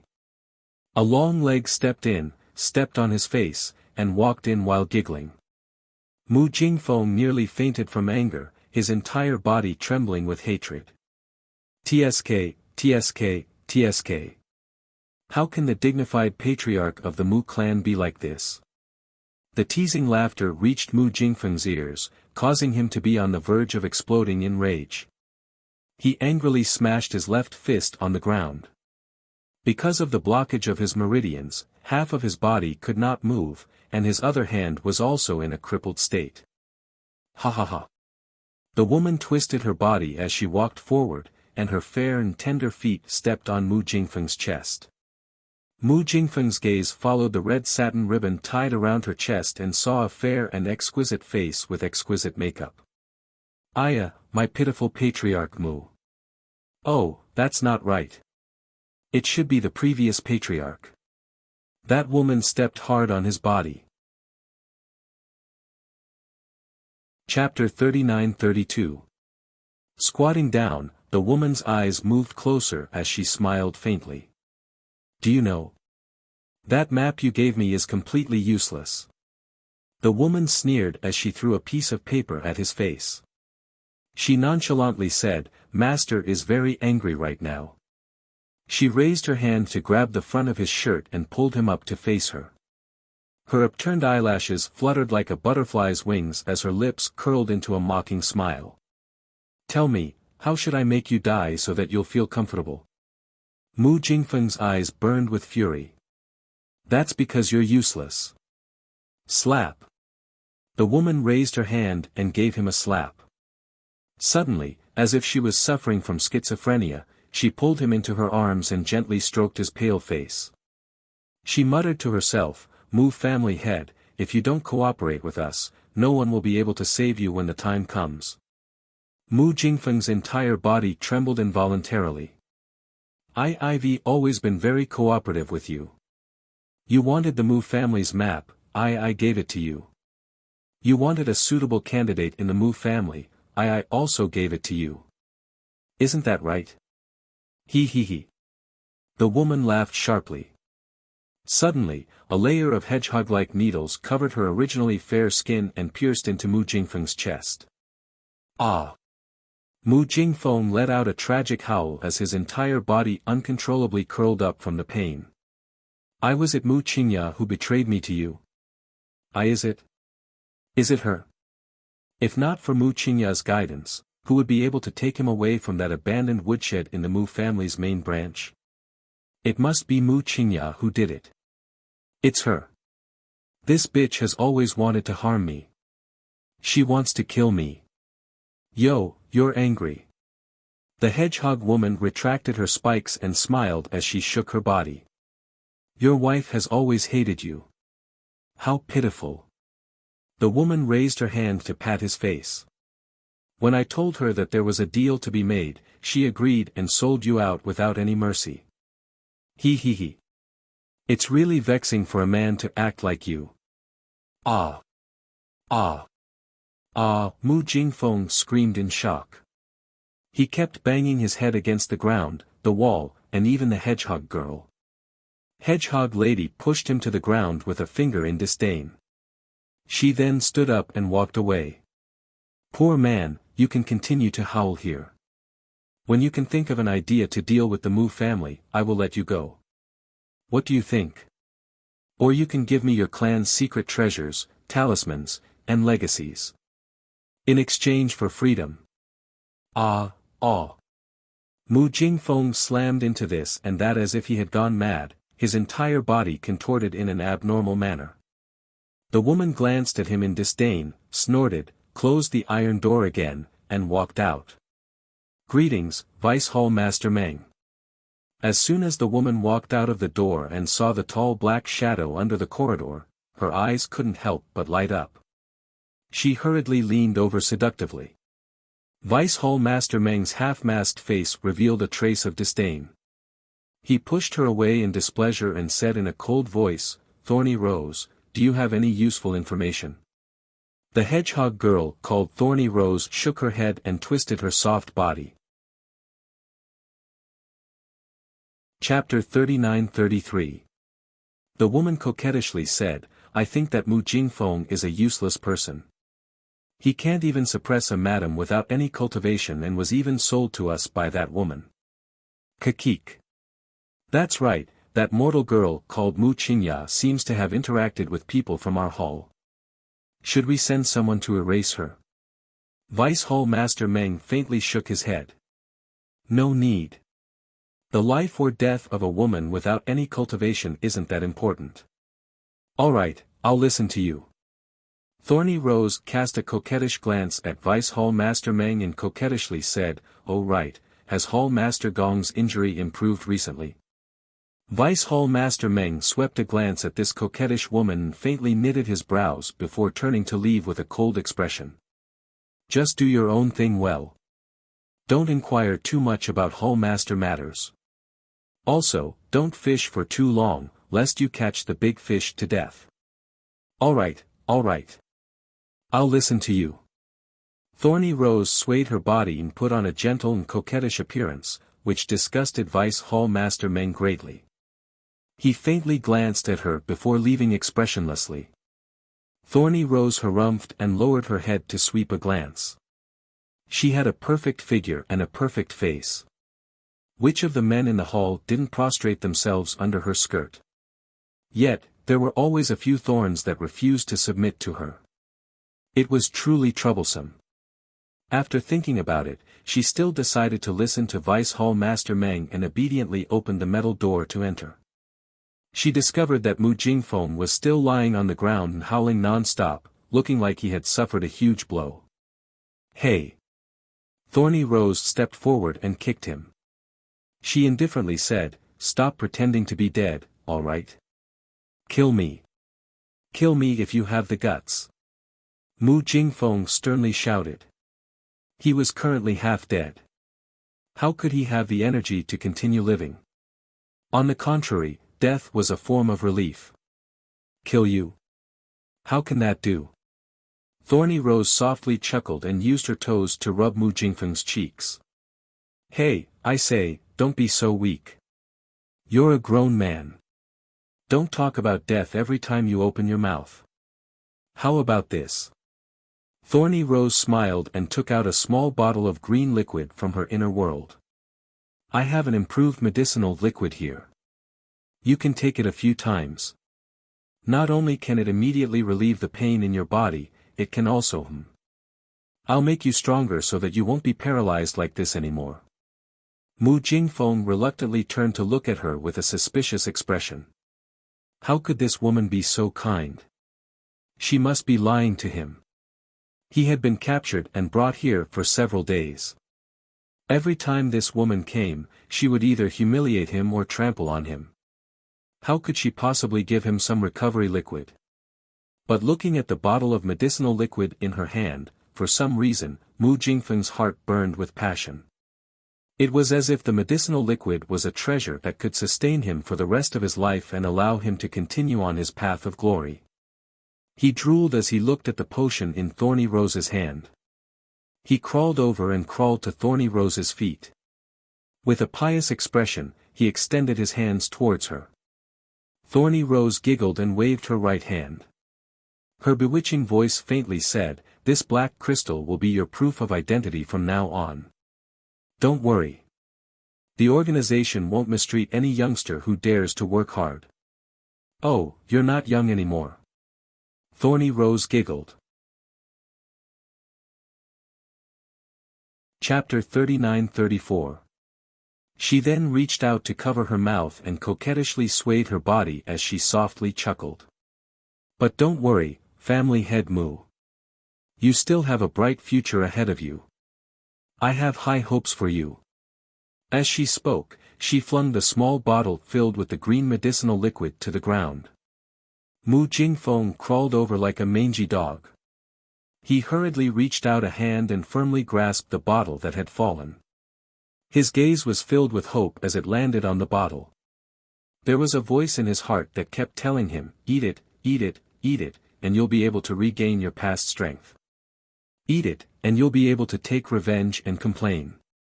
You'll be able to deal with those who owed you and stepped on you in the past." He shakily reached out to uncork the bottle and drank it in one gulp. He wanted to return to the pinnacle of his life.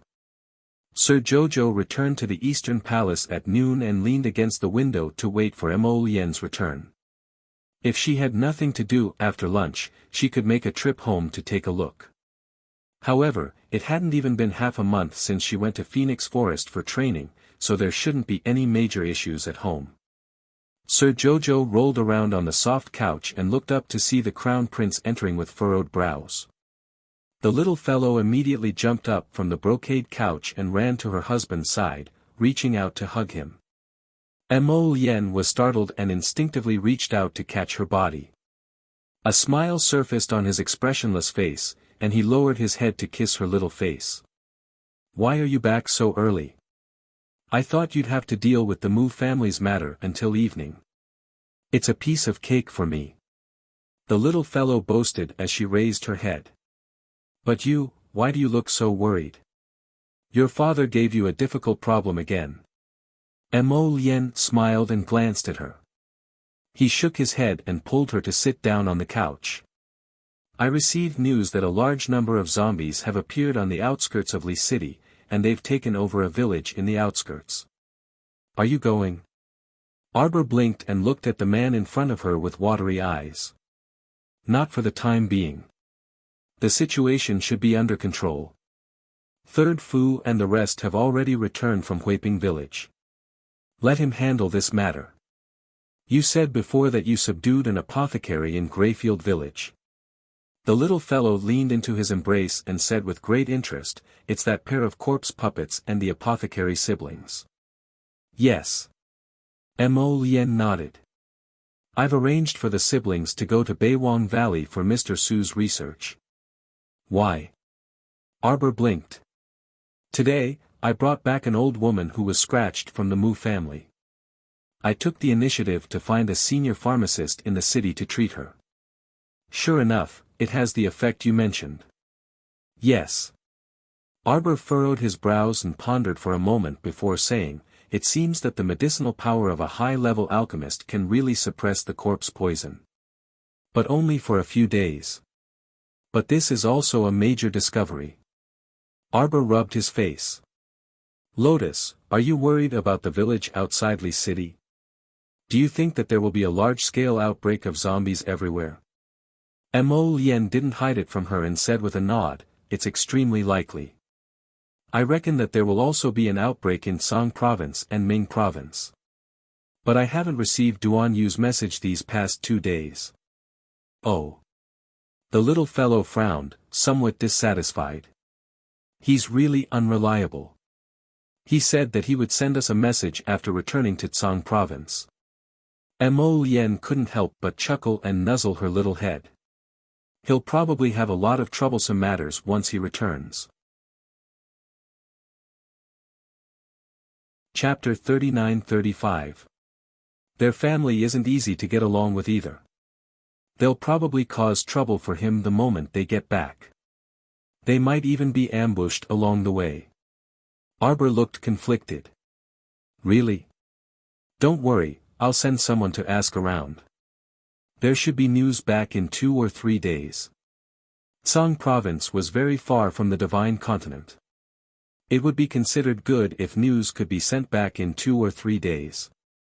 Arbor nodded her little head. Let's eat. Okay. Mo Lien pulled her up and ordered someone to serve the meal.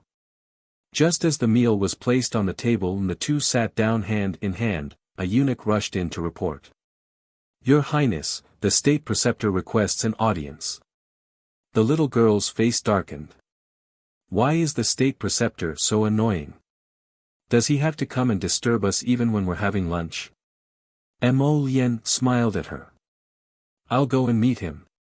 However, Xiao Mu was unconcerned. You eat first. Mo Lien patted her head and got up to meet the guest. The little girl ate alone without any taste. She poked around with her chopsticks for a while before putting down her chopsticks and standing up. Li Yi. Crown Princess. Where did your Highness go to meet the State Preceptor? In the study on the east side. Oh. The little girl thought for a while and took 2 fruits. She ran out with small steps and strolled towards the study on the east side. Before she ran to the door of the study, Sir Jojo hid behind a pillar and secretly looked at the 2 people coming out of the study. Xiao Qiao's Lien Ku was really handsome. Even when she was walking beside the imperial tutor, who looked like a charlatan and had a celestial air about him, she did not pale in comparison. In fact, she was even a head above him. Xiao Qiao's, Lien. Xiao Mu was elated on the inside. When she saw the 2 people walking over, she switched from behind one pillar to another and inexplicably cast an invisibility talisman and an aura-concealing talisman on herself. In Jojo's lotus eyes, there should be nowhere to hide. Mo Lien and the State Preceptor walked through the corridor. His handsome eyes seemed to glance behind the pillar, and a smile flashed across the corner of his mouth. Jojo shrunk his head and hid behind the pillar like an ostrich. He muttered, "You can't see me." After seeing them walk past, she tilted her head and stuck it out, continuing to follow them. He followed them at a distance that was neither too far nor too close, and he could hear their conversation clearly. His Majesty has appointed me as the Goodwill Ambassador to the Sea of Forgetfulness. For this matter, I will need the help of the Crown Princess. If possible, Your Highness, please allow the Crown Princess to follow along. Nowadays, the world is difficult and dangerous, and the common people live in hardship. His Majesty intends to unite all the forces that can be united in these 3 provinces to fight against the heavenly fate. As his subjects, we naturally have to obey him 1,000 times over. What he meant was that as the Crown Prince, he should also contribute his own wife to share his Majesty's worries. Mo Lien said faintly, with the State Preceptor going to the Sea of Forgetfulness, His Majesty and I are very assured. The Crown Princess has an extremely important matter to attend to these few days. The State Preceptor's trip to the Sea of Forgetfulness cannot be delayed. It is better not to delay. Oh. The Imperial Preceptor turned his head, his gaze seeming to glance below the pillar. The Sea of Forgetfulness has always been connected to the Crown Princess. If she were to travel, this subject believes that this matter will definitely be twice the result with half the effort. I'm going to lie down. See you tomorrow. Chapter 39-36. Mo Lien smiled and turned to look at the calm and collected Grand Tutor. The Crown Princess needs to recuperate for a period of time. After all, we have to make the soul returning pill for His Majesty in a few days. This matter is urgent. As for the Sea of Forgetfulness, there will be plenty of opportunities to go there in the future. The Crown Princess must not have gone to the Sea of Forgetfulness under Imperial Father's orders. It seems that the Grand Tutor himself wants to ask the Crown Princess for help. The Grand Tutor lowered his eyes and said softly. If that's the case, all right then. This official came abruptly. Please forgive me, Your Highness. The Grand Tutor is also worried about the country. I naturally will not blame you, nor will I say anything in front of Imperial Father. Prince Mo smiled meaningfully at him, then politely asked someone to lead the Grand Tutor out of the Eastern Palace. Turning to look at an empty corridor pillar, Prince Mo smiled helplessly. Bad thing, still not coming out. Like a butterfly flying through flowers, the little girl suddenly darted out from the side of the pillar in the corridor and ran quickly to the Crown Prince's side. With a face full of curiosity, she asked, "That old fox came to invite me to the Sea of Forgetfulness? Could it be that he did not give him a good enough beating at the banquet last time, and now he dared to jump out and cause trouble again?" Mo Lien nodded. Indeed. Heh, he really knows how to flatter himself. Arbor pursed his lips in mockery. Why would this old swindler think that she, the Crown Princess, would accompany him to the Sea of Forgetfulness? If she wanted to go, she could just drag Lotus along with him. Dream on. Mo Lien raised his hand to comb her hair and smiled faintly. Ignore him. I've already sent him away. Whether Jojo goes to the Great Forest of the North, the Phoenix Forest, the Red River Gorge, or the Sea of Forgetfulness, I will accompany you. Lord Xiao Xiao rubbed against his body and raised her small head. Her watery eyes curved into two shallow arcs. I'll keep my word. Of course. Mo Lien smiled and lifted her up. She leaned over and whispered, when have I ever lied to my Xiao? Xiao Xiao nodded her head in satisfaction and reached out her hand to wrap around his neck. Her furry little head rubbed against his neck back and forth as she happily said, Xiao Xiao's Lotus. Mo Lien smiled and lowered her head to look at him. She carried him all the way to the side hall. Did you eat just now? I didn't eat much. Why are you not eating? I'm not in the mood. He must be feeling uneasy because he can't see me. Shameless. Then I'll eat with you. It was a gentle afternoon with a gentle breeze. It was the beginning of July and the sun was shining brightly. It was truly a sunny day. In the evening, it started to drizzle outside. The eldest young master, who was dressed in a black robe, gently pushed open the door and saw his younger brother sitting by the window. The sun was already setting in the west. The fifth young master supported his chin with one hand as he leaned against the window frame. The book in his hand was slightly drooping, and his gaze was fixed on the fine raindrops in the lotus pond. He clearly didn't read a single word. Qin Xian lowered his eyes and glanced at the book in his hand. Drunken Bliss? It seemed to be a novel that was recently released on the market. He didn't expect that his fifth brother, who was always as calm as still water, would actually read such a strange book instead of reading zither books or teacher's treatise. Cough. Eldest young Sir Qin deliberately coughed, which allowed the 5 young masters, who had been in a daze, to return to their senses. Chapter 39-37. He hastily put down the book and stood up to welcome him.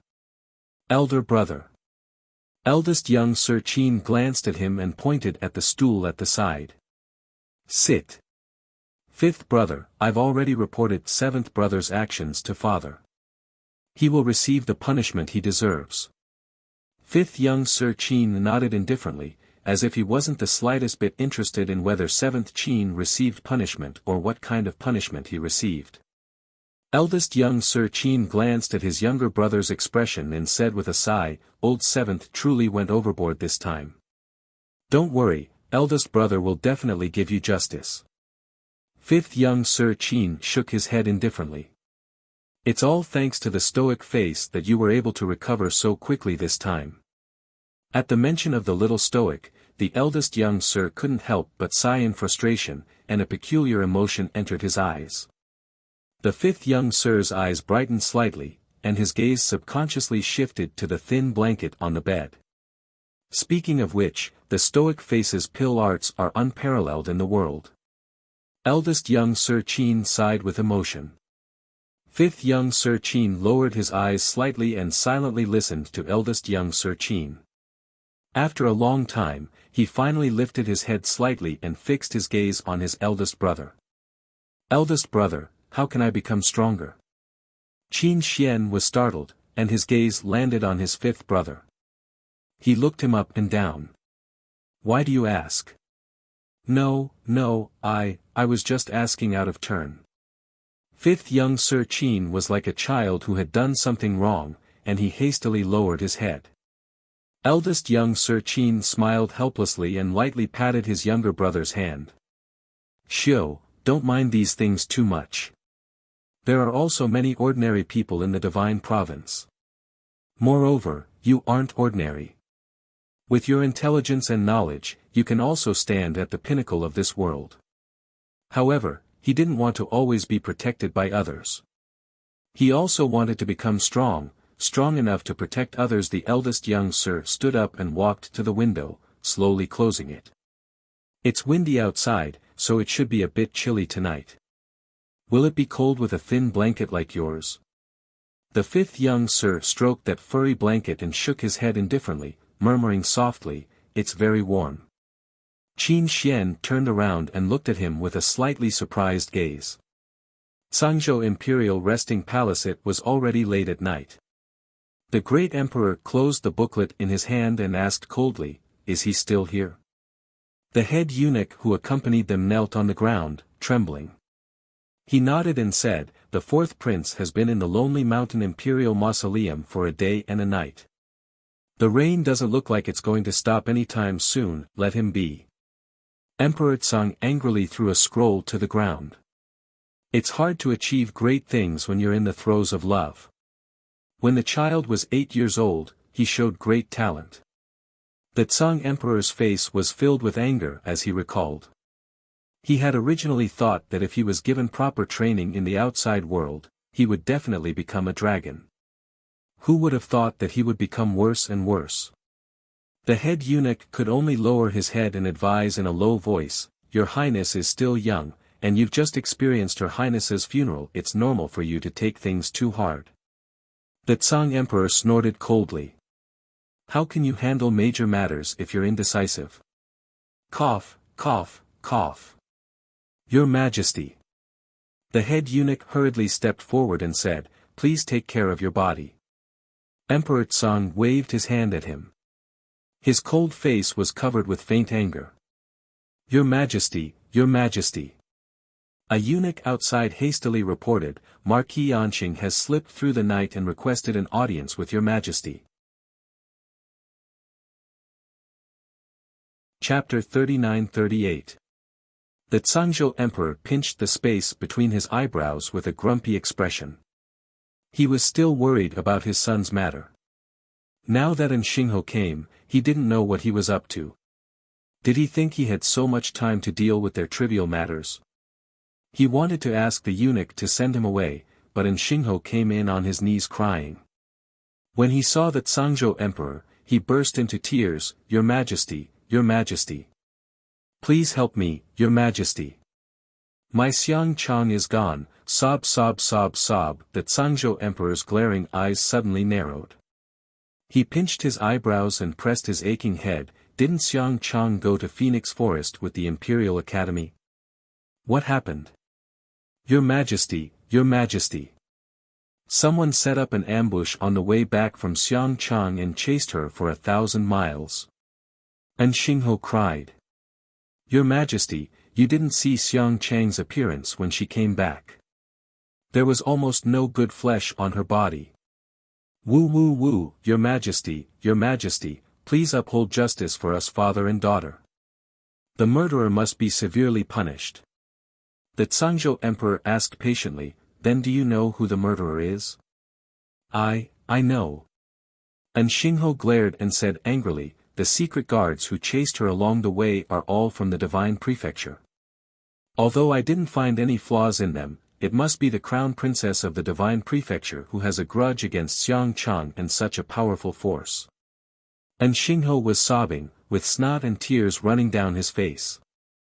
I have confirmed this. That's what Xiangchang said before she died. Your Majesty, please help me, Your Majesty.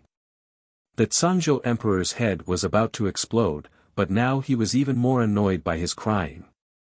He scolded angrily, then what do you want me to do? Punish the Crown Princess of the Divine Prefecture. The Zhangzhou Emperor couldn't help but laugh. The Crown Princess of the Divine Prefecture is in the imperial capital of the Divine Prefecture. My hands can't reach that far. Your Majesty. If Your Majesty doesn't want to help me, I have no one to complain to, sob. And Xingho cried so hard that he was almost rolling on the ground.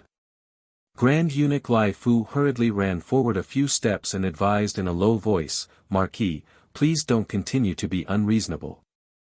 His Majesty had a hard time dealing with court affairs for a day. Our fourth prince is still making a ruckus in the lonely mountain imperial mausoleum. Can you take a rest first? Anxingho burst into tears and said, Your Majesty, how is this old subject being unreasonable? If Your Majesty refuses to uphold justice for us, then who else in this world can uphold justice for us? Woo woo woo, the veins on the Tsang Prefecture Emperor's forehead bulged. Your Majesty, the Eastern Mountain King requests an audience. Head Eunuch Lai Fu and the few junior eunuchs behind him looked at each other in dismay. What's going on today? Did he purposely choose the moment when the great emperor was in a bad mood to get scolded? East Mountain Wang De strode in and turned a blind eye to Xingho, who was crying and making a scene on the ground. East Mountain King Wu Heng's style was simple. He directly cupped his fist and bowed to the emperor, then said, I've received news that a large number of corpse puppets broke out in Little Li Town in the southern Eagle City this evening. The entire Little Li Town, from the top to the bottom, had lost their lives in this calamity. The great emperor's pupils shrank, and he suddenly turned to look at East Mountain King Wu Heng with a sharp gaze. What do you think? We need Your Majesty's warrant to mobilize the city defense forces in the nearby Eagle City to eliminate those corpse puppets. Chapter 39. Wu Heng, heed my orders. Zhangzhou's emperor promptly ordered and tossed him a warrant. The East Mountain Duke prostrated and left after receiving the order. Before he left, he didn't even glance at Xingho, who was still lying on the ground and wiping his tears. His Majesty wearily sat down on the dragon throne. Xingho, return first. We'll talk about this later. Xingho opened his mouth and wanted to argue, but he was lifted up and dragged out by several junior eunuchs. Xingho was naturally indignant and kept shouting, Your Majesty, along the way, but he was mercilessly thrown out by the junior eunuchs. 2 days later, Duan Yu woke up in a bamboo house with simple furnishings. He pressed his heavy head and slowly climbed up from the bamboo bed with a twitch of his brows. Yuan Zhen walked in with a plate of hot porridge. When he saw that Duan Yu had woken up, he immediately beamed and said, Your Highness, you're awake. Duan Yu sat there silently and turned a deaf ear to Yuan Zhen's words. Xiao Kezi quickly walked up and took the bowl of porridge. He gently placed it on the side table and cautiously asked, Your Highness, you haven't eaten all the rice grains after 3 days and nights. How about eating a bite first? What's wrong with me? Duan Yu frowned as soon as he spoke. He felt like his voice was crushed by a heavy object and was extremely hoarse. Yuan Jin quietly said, "Your Highness is in deep grief and was drenched in the rain for 3 days. Last night you fainted." Xiao Kezi's voice was as soft as a mosquito's buzz. How about, Your Highness, eat a bit first." Duan Yu's expression was calm and indifferent, as if a thin mask was hanging on his face. He suppressed all his emotions deep down in his heart. "Give it to me," he said dryly. Xiao Kezi was instantly overjoyed and quickly picked up the warm bowl of porridge, bowing as he handed it over. Duan Yu expressionlessly downed the warm porridge in one mouthful without using a spoon. "Greetings to your Majesty." A junior eunuch's anxious and bewildered voice came from outside. Sangzhou's emperor, Rong Yuan, walked in with a sullen face and stared at his son. He then sighed deeply and ordered, "All of you, leave." After everyone left, only the father and son were left in the small bamboo house. "I have always had high hopes for you," Rong Yuan said coldly. "However, you have really disappointed me this time. If I were you, I definitely wouldn't waste my limited time on mourning and crying. So you're not me." The great emperor was inexplicably choked by his son. He wanted to get angry, but he still snorted coldly. "Do you know what your biggest weakness is? Soft-hearted." Rong Yuan spat out these 2 words heartlessly. "If you were strong enough from the start, your mother wouldn't have encountered such a thing." Duan Yu abruptly raised his head and stared sharply at the man before him. He sneered, "Isn't it because you're incompetent?" "What did you say?" "My mother was originally living well on Seacombe Planet. If you hadn't come to provoke her for the rest of her life, she could have continued to live happily like this for the rest of her life." "Because you're my son," Rong Yuan said plainly. "You're the most outstanding one among all my sons. No one can deny that." "So?" Duan Yu couldn't resist chuckling. "My mother is only a vessel to give birth to your children?" "Yes." Rong Yuan nodded cruelly. The evening continued, around 8 p.m. Chapter 39-40. Duan Yu's eyes twisted slightly. The morning light's warmth seeped in through the window and landed on him, but he didn't feel the slightest bit of warmth. "If you don't love her, why did you take her in?" "Because of you." Rong Yuan coldly said, "As a monarch, the most important thing is to have an heir. Having a good son is just as important as having a vast territory.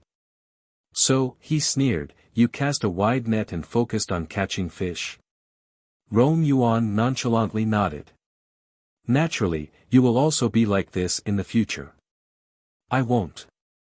Rong Yuan was taken aback, seeming to find his decisiveness a bit strange. "Why? Since you don't love her, why delay other people?" Rong Yuan was a bit angry and turned to glare at his son.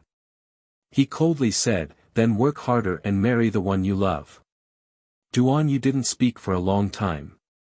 Until the Zhangzhou emperor felt a bit annoyed.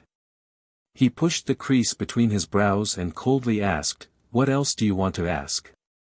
Duan Yu coldly questioned, his eyes filled with viciousness. "Just because she's an insignificant woman? That you can order her around? That's why you don't care about her life or death at all?" Although it's a bit cruel to say this, it's really very difficult for a normal person to survive in this man-eating world without their own self-defense skills, Rong Yuan dryly said as if he was talking about something insignificant. Duan Yu scoffed, and his body abruptly fell back, sitting heavily on that bamboo couch. He coldly looked at him and enunciated each word clearly, "You will die. Will." Rong Yuan raised his brows, seeming to be interested. He nodded at his son and said, "As long as you have the ability, father will be happy to see it happen." "You're really magnanimous." Duan Yu scoffed. As he watched Rong Yuan's figure walk out, he suddenly asked, "Have you never loved anyone in your life?" Rong Yuan's footsteps paused before he replied, I have. But if you're not strong enough, it's useless to have loved. Rong Yuan looked into the distance indifferently as if he was looking at someone. He said coldly, it won't belong to you. I'll give you a month at most. He walked out of the bamboo building and left these last words. Duan Yu was silent for a long time. After a long while, Lil Ku Zi finally walked in, trembling with fear. Have you found him? Xiao Ku Zi hurriedly nodded. Dr. Tu is already waiting outside. It's just that Your Highness, the palace has already investigated the imperial consort's matter. They said yes, there were no signs of poisoning. She must have been scared by the white bear a few days ago. Do you believe this kind of nonsense? Duan Yu asked coldly. Little Ku Zi lowered his head and did not dare to say another word. Duan Yu stood up and walked outside without a word.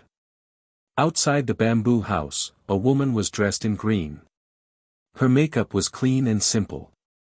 He was in his early 20s and had fair skin. When this woman saw Duan Yu coming out, she stepped forward and curtsied without looking sideways. You've examined her? The woman nodded and then pursed her lips. This subordinate's skills are lacking. Although this subordinate saw some signs, I can't be certain. The imperial consort's body doesn't seem to be poisoned, but the imperial consort's body is healthy. She shouldn't have died from a scare. Chapter 39-41. Duan Yu stared at her. There doesn't seem to be any poison in your body. The woman nodded. This subordinate suspects that the poison used by that person is colorless and odorless. It's even possible that it works by entering the blood. Have you done what I told you to do? Physician Tu nodded and handed an item wrapped in a square handkerchief to Duan Yu. Duan Yu frowned and nodded after glancing at it. A figure soundlessly appeared behind Duan Yu. Send it to the heavenly pill hall. Yes. The black figure disappeared in the blink of an eye. Duan Yu turned around, and his gaze landed in the distance. It was chilly and cold without a trace of warmth. Xiao Kezi stood there solemnly with his hands by his side, not daring to speak for a long time. He only vaguely felt as if a thin layer of mist had enveloped His Highness the Fourth Prince. It was so cold that it seeped into his bones.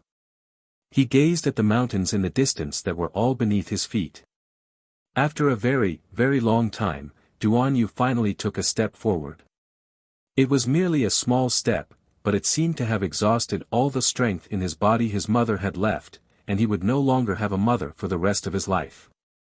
In the past, he didn't think much of it when she kept nagging by his ear. But humans were strange like this. Once something was lost, it would be impossible to get it back. Sometimes, it would be too late for regrets. He looked up. These few days, he only wanted to immerse himself in his own world. He didn't want to hear, see, or think about anything. He was currently standing at the edge of a cliff, gazing at the drifting clouds in the sky. It was as if he could see his mother's gentle and smiling face. Son, say, when will you be willing to fulfill Mom's wish and marry a wife for Mom to see? Son, Mom hasn't been eating or sleeping well these few days. Every time I close my eyes, I dream of your grandmother coming to find Mom. Your grandmother told Mom, how can a grown man like you not get married? Your grandmother, chased after your mother with a walking stick. How tragic. Son, you don't like this or that. There isn't a single female that can catch your eye. Do you have a girl you fancy? If you fancy someone, you must bring her here for Mom to see. Don't worry, Mom definitely won't drag you down. I also guarantee to assist you. Think about it, my son. Mother, you've already met her, and you like her very much. You can't bear to let go of her, and you're always fighting with your son to hold her. If you see her again, you will definitely like her even more. A gentle breeze blew across the hillside, blowing his long black hair. A thin, pale white figure stood at the edge of the cliff for a long time, as if he could stand at the end of the world forever. Duan Xiaoxi's dividing line, today, as soon as he opened his eyes, he heard the long-lost chirping of the sapling. Master Silver, Qiuqiu missed you so much. Arbor, who initially thought he was hearing things, blinked his eyes and suddenly cried out in joy, Ball. You guys? Master Silver, quickly come in. The star field this time will give you a huge surprise. A huge surprise? A trace of delight instantly rose in Xiao Mu's heart. A surprise that could catch Qiuqiu's eye must be super big. Even though she was standing outside now, she could still feel the divine power in the star field fluctuating. Her dantian seemed to have been injected with great vitality. Was there a new auxiliary star that had been activated? Arbor's body swayed, and a stretch of green mountains came into view. After a breath of fresh air, Sir Jojo quietly opened his eyes. He looked at everything in front of him with some surprise. Qiuqiu, is this the last of the 4 auxiliary stars? This information instantly appeared in Arbor's mind. Chapter 39-42. More than that, Master. A dancing little tray ant ran over from a distance and said excitedly, Master, you're rich. Master, do you know what's buried in these mountains? Arbor looked at it with sparkling eyes with an expression that said, hurry up and tell me, I'm listening. God's stone mine. That's not rare. The little tray ant waved its branches and laughed, the main thing is the holy vein. You can mine holy stones in the future for the crown prince and the others to use. Arbor's eyes lit up, and she nodded happily, that's great. Holy stone mine, she was happy when she heard it, and then she thought of the mine that ancestor Chaoyang mentioned. She still had to find a time to dig it back so that she could be at ease. Master Silver, the little water child and the lump of dirt rolled over together, calling out loudly in succession. The 2 little ones jumped to her feet, pulled her skirt on both sides, and rolled up. Master, are you excited? Are you surprised? Qiuqiu, why did you say half and keep half? The little water child was excited, Master, do you know? We're really rich this time. Arbor looked at this guy expressionlessly. This guy talked for a long time, but he didn't get to the point. Master, the main star is open. After listening to the little water child and Qiuqiu's nonsense for a long time without getting to the point, the dirt lump couldn't hold it in any more and quickly said. The little water child and Qiuqiu stared at it with their small eyes at the same time. Who told you to talk so much?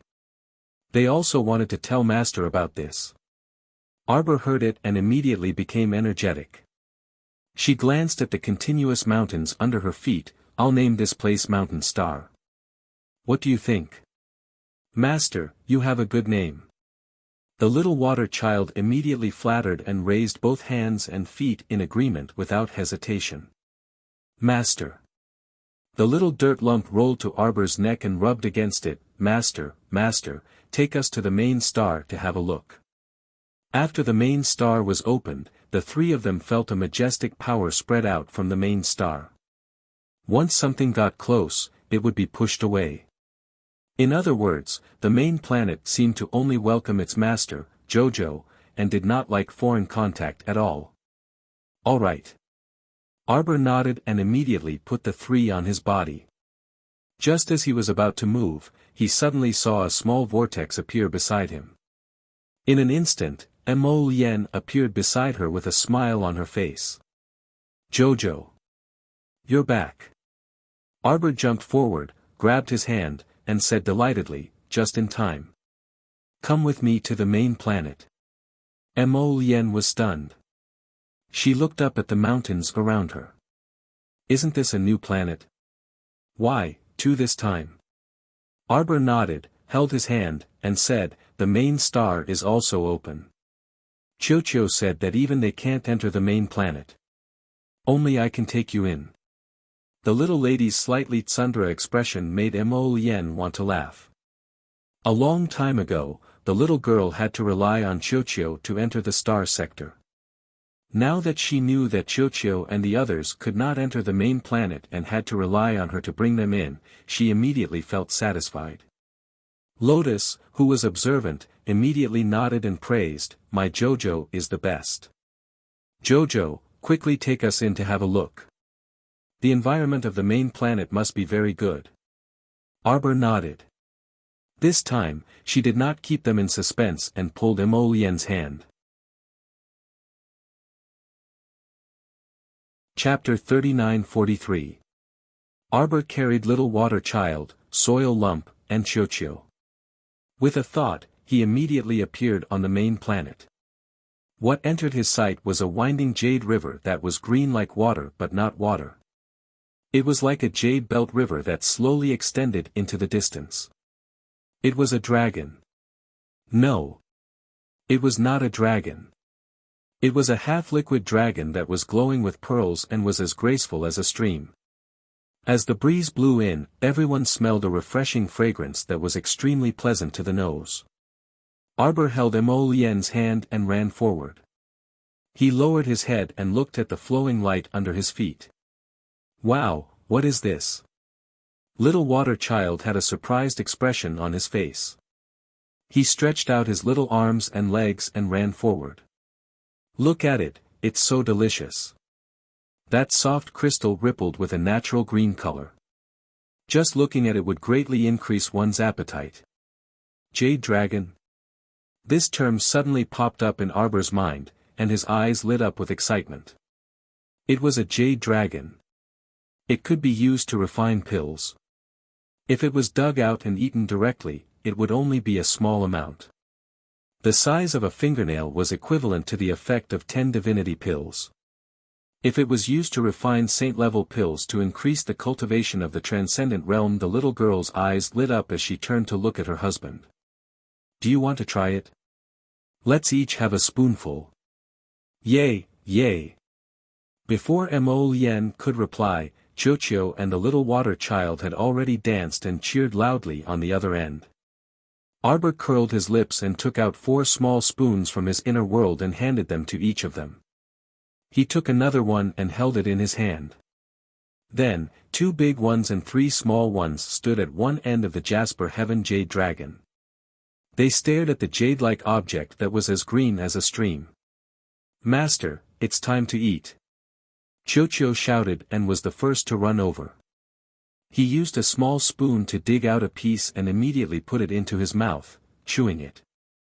When the others saw this, they naturally did not want to fall behind. They quickly dug out a small spoonful and swallowed it. "Master, it's so delicious." "Master, can I have another spoonful?" "No." Arbor quickly shook his head. "You can only eat 1 spoonful every 7 days. It wasn't that he couldn't bear to let them eat more, but the medicinal power of this thing was too fierce. If they ate too much, it would impact the strength in their bodies. Eating less nourishment would accumulate over time, and it would be of great benefit to his advancement in the future.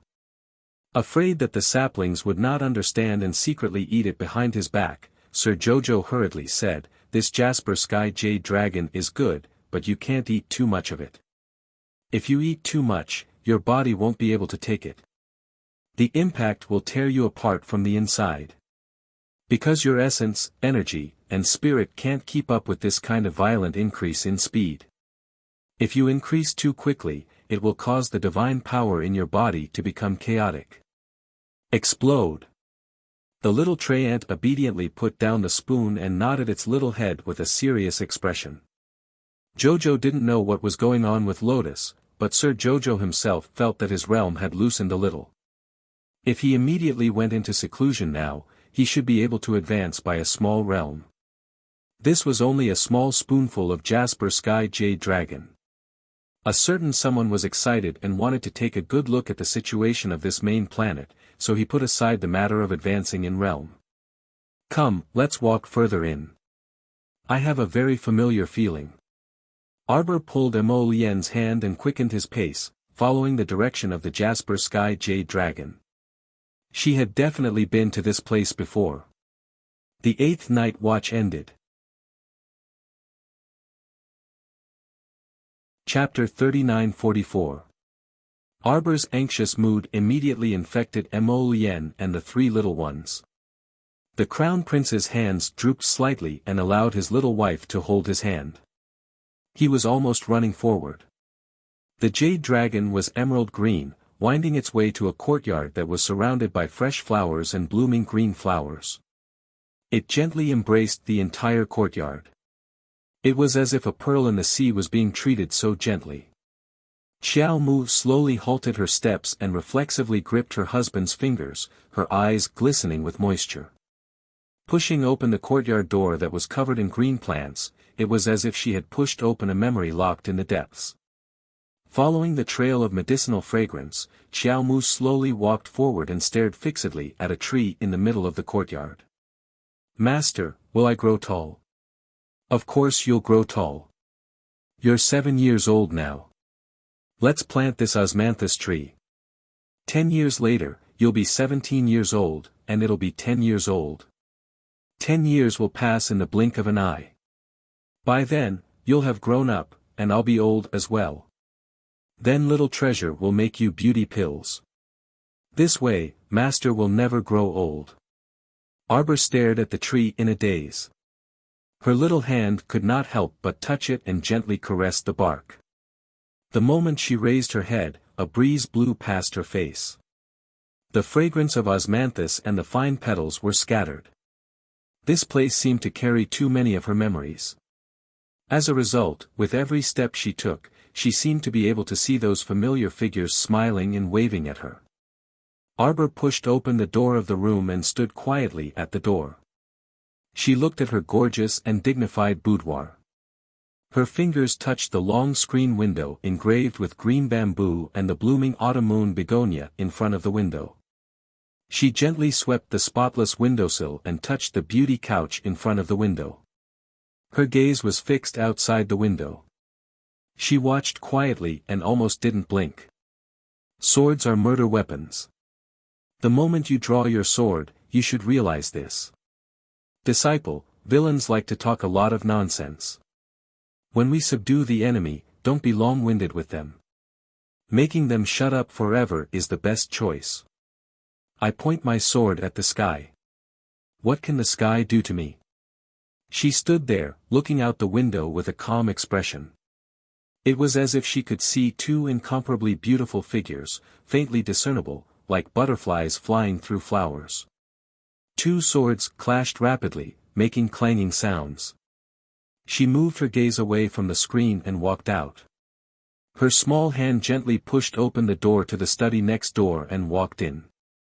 She walked over and looked at the 2 writing desks, one big and one small. She obediently sat in front of the small writing desk and stroked the paper in front of her. There were 2 drops of ink on it, and a crooked word was written on it, Joe. It was as if she could see the years when the woman gently held her little hand that was almost transparent and white, writing stroke by stroke on the rice paper. "Master, Uncle Master." The little girl choked with sobs and cried out. Her tears fell with a plop, staining the 2 ink stains. Prince Mo had been silently following behind her. Seeing her like this, he hurriedly went up to hold her shoulder and asked softly, "Jojo, did you remember something?" "I remembered a lot, a lot."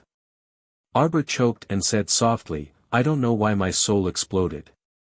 But after my soul exploded, I know where I went. My soul is drifting away with the wind." Chapter 39-45. On that day, at that moment, in that gloomy forest where no light could be seen, I met my master and martial uncle. It was as if everything was predestined. Arbor walked to the cabinet beside the desk and glanced at the furnishings on it. Suddenly, she reached out and took a square golden box.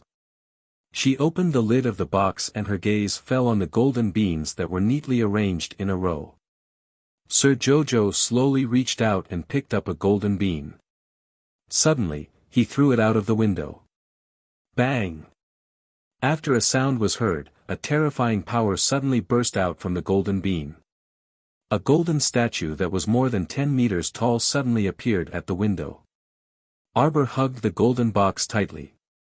Her eyes moved slightly and fixed on the golden statue. Golden basket, golden beans. It's been a long time. Sir Jojo turned to look at Mo Yen, who was standing beside him and staring at him intently. He held her hand. Do you want to take a look at my treasure trove? Mo Yen was really shocked this time. There's more. Wow, his wife was so rich. Even he felt a sense of pressure. Who do you think my master and Uncle Master are? Arbor waved her hand. A row of reveal talismans slid out from her sleeve and landed behind the small house. The tranquil air trembled slightly. Then a patch of green appeared in the distance. Mountains and rivers appeared layer by layer in front of everyone like a painting that was being pushed open. An extremely majestic palace was also like a veil that was being pulled open. Bit by bit, from the sharp corners of the eaves to the picturesque corridors, and then the entire enormous palace suddenly appeared. The three little ones behind Mo Yen looked at the visual shock in front of them and exclaimed in unison. Xiao Mu clapped her small hands, and her lips involuntarily curled into a smile. She pointed at the Hall of Longevity's plaque and asked, Qiuqiu, transplant the longevity tree here, okay? Yes, yes. This place is rich in divine power. Other planets can't compare to it. If we plant the longevity tree here, it'll definitely bear many fruits. Arbor nodded in satisfaction. Holding her husband's hand, she ran all the way inside. Entering the longevity palace, their eyes were filled with small balls of light. Little by little, they were as bright as stars. They hung high above the palace and emitted a soft light. Wow, are those all seals? The little water child grabbed Arbor's skirt and climbed up.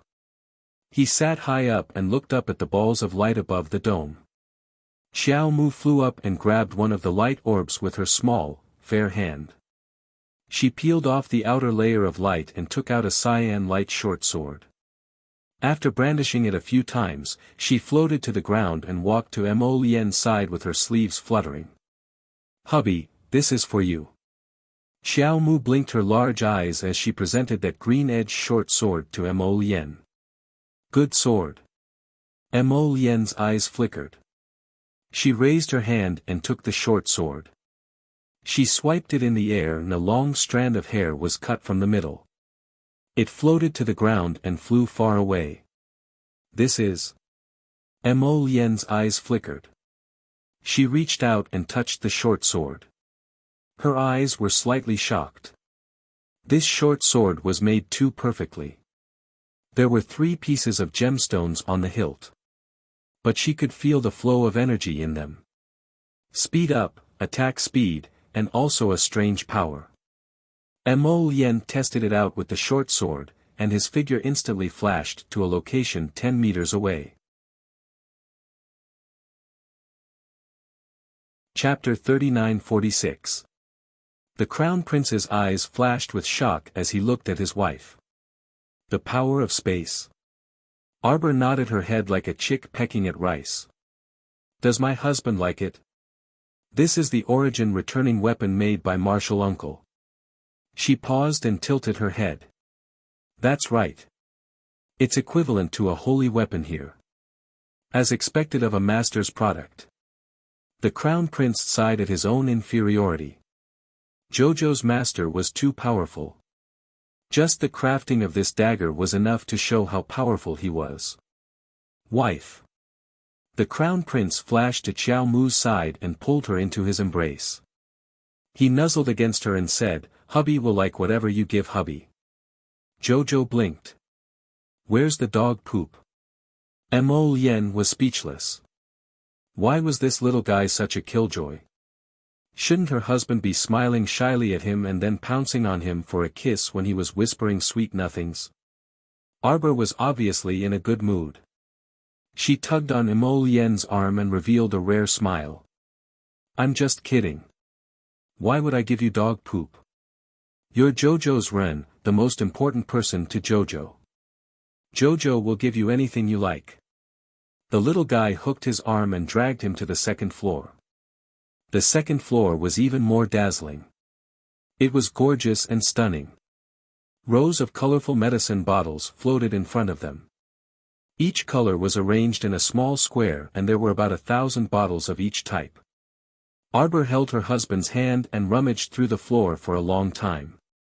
She ran to the shelves against the wall and took out a box. She opened it and took out a fragrant lollipop. Mo Lien leaned over and couldn't help but suppress his smile. This box of lollipops that children love to eat was most likely given by Jojo's martial uncle to coax the children. Arbor unwrapped the thin candy wrapper and licked it. She turned to look at her husband. Husband, do you want some? Mo Lien nodded reluctantly. If you want to feed me, I can consider it. Arbor snorted and rolled his eyes at him. He then brought the candy to his lips. This isn't candy. It's medicine. She pulled on his sleeve and dragged him up another floor. This floor was mostly filled with materials. Half of the floor was filled with medicinal herbs, while the other half was filled with refining materials. It was a dazzling sight, making one unable to take their eyes off it. After reading all this, Mo Lien couldn't help but silently close her mouth. Her voice was unhurried as she said, "Your master and martial uncle are indeed extraordinary." Such a grand arrangement simply made people gasp in amazement. Sir Jojo glanced at him and said dryly, "I stole some too." Mo Lien, the two of them walked hand in hand to the fourth floor of the main hall. Chio's green wooden face was now completely expressionless. Compared to her master's wealth accumulation methods, her master and martial uncle seemed to be on a higher level. Sure enough, it was passed down from generation to generation. Arbor stood on the first floor, her eyes rippling slightly.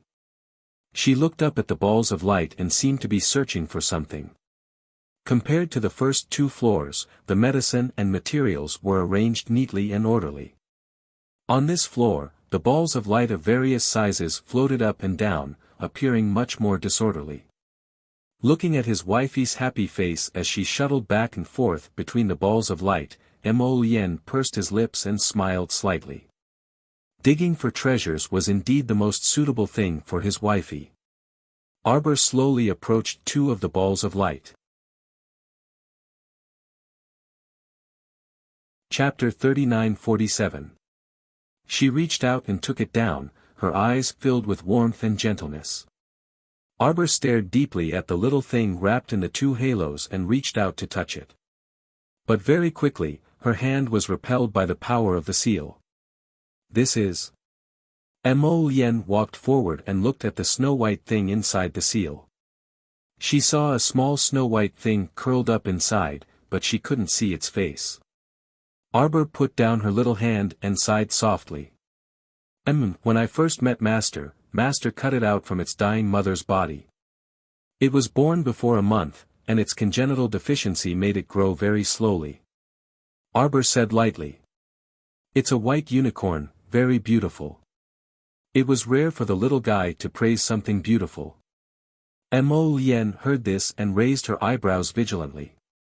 Then this is... Mo Lien's gaze fell on the other ball of light. The little beast inside was a little strange. Its body was about the same size as the little unicorn, but its whole body emitted a strange five-colored light. Red, yellow, blue, green, and purple. The 5 light colors alternated one after another, and it looked very strange. Xiao Mu placed her hand on the seal, and this time, she quickly carried the little beastie out from inside. The corner of his mouth held a trace of a smile, and subconsciously, Lord Jojo made a gesture of poking its fleshy body. The little beast moved its body and blinked its watery eyes. It lazily raised its little head. When its gaze met with Arbor's, it was first stunned, then almost immediately jumped up, whining as it quickly pounced on Arbor's face. Arbor calmly reached out to block in front of his eyes, and pulled down the reckless 5-colored treasure beast. Her pair of big eyes were bright and sparkling. Arbor reached out and poked its round body, his eyes full of interest. Even though Mo Lien was experienced and knowledgeable, she had never seen such a little beast. She couldn't help but tug at Jojo's little hand. "Jojo, did you also pick up this little beast in the past?" Arbor thought for a moment, then nodded vigorously and said, "It's called the five-color treasure beast. Feed it herbs, and it can spit out pills. Feed it ancient jade, and it can spit out jadeite and the like." Mo Lien nodded. "If that's the case, it's really a strange little thing. Whimper." The little beast rolled around in Arbor's arms happily, a pair of black eyes staring straight at Arbor for a long time. Arbor couldn't help but raise his hand to stroke its round and chubby little body, and poked it, his little hand to its chin. The chubby little fellow immediately revealed a bitter expression and rolled back and forth in her arms. Arbor didn't pay it any mind and poked it again. The five-colored treasure beast immediately pulled a long face and spat out a pill, pretending to be exhausted, and went limp in her hand. Arbor couldn't help but laugh. He picked up a ball-shaped leaf and waved it in front of it. Little Treasure's eyes immediately lit up. "Stop pretending," the little stoic said aloofly as she reached out to feed it. "You used to lie to me that I was young, so I fell for your trick." She raised her hand to pinch its furry little body. "Now I know that with your current abilities, it's a cinch for you to spit out 100 pills at a time." Little Treasure shook its little body, revealing a hopeless expression. Arbor pursed his lips. "Heh heh." Little Masta seemed to be even scarier than before. Little Treasure started to worry deeply about the safety of its life. Chapter 39-48. Xiao Mu curled her lips as she looked at that lifeless furry face. She raised her hand to gently stroke its furry head. "You don't need to worry. Your master has given me as many pills as you want. I won't let you puke like a dog so easily." "Woof. You're not a dog." Arbor's little face darkened. "I said you're a little dog and you're freaking panting." Little Treasure looked at its little master in confusion. "I didn't bark." Xiao Mu blinked and cast a glance at the ground. She saw 3 little puppies rushing over at some point and circling around her. "Huh.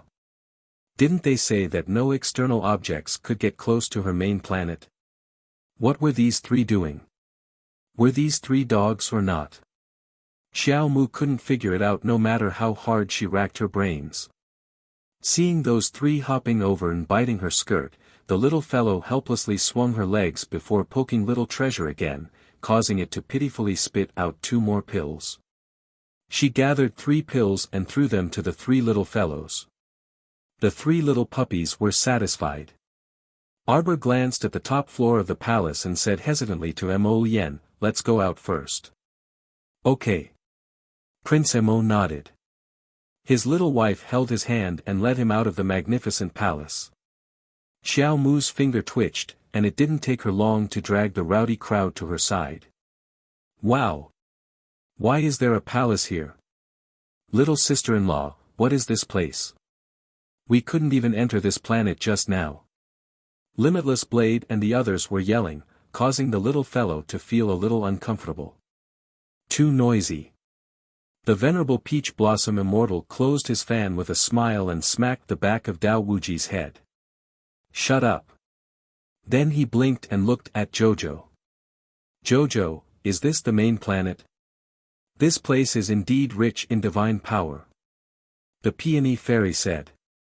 "Even Fish Orchid Planet and Forest Planet can't compare to the density of divine power here." The little fellow was speechless. She glanced at them and thought of something. "You guys seem to, what if he had advanced?" Fairy Ginkgo nodded her head and said with a smile, "That Phoenix Spring is indeed a good place. Now that the Saint energy has been depleted, but when we came out, we found that the place could slowly generate Saint energy on its own. I should be able to recover in about 10 days.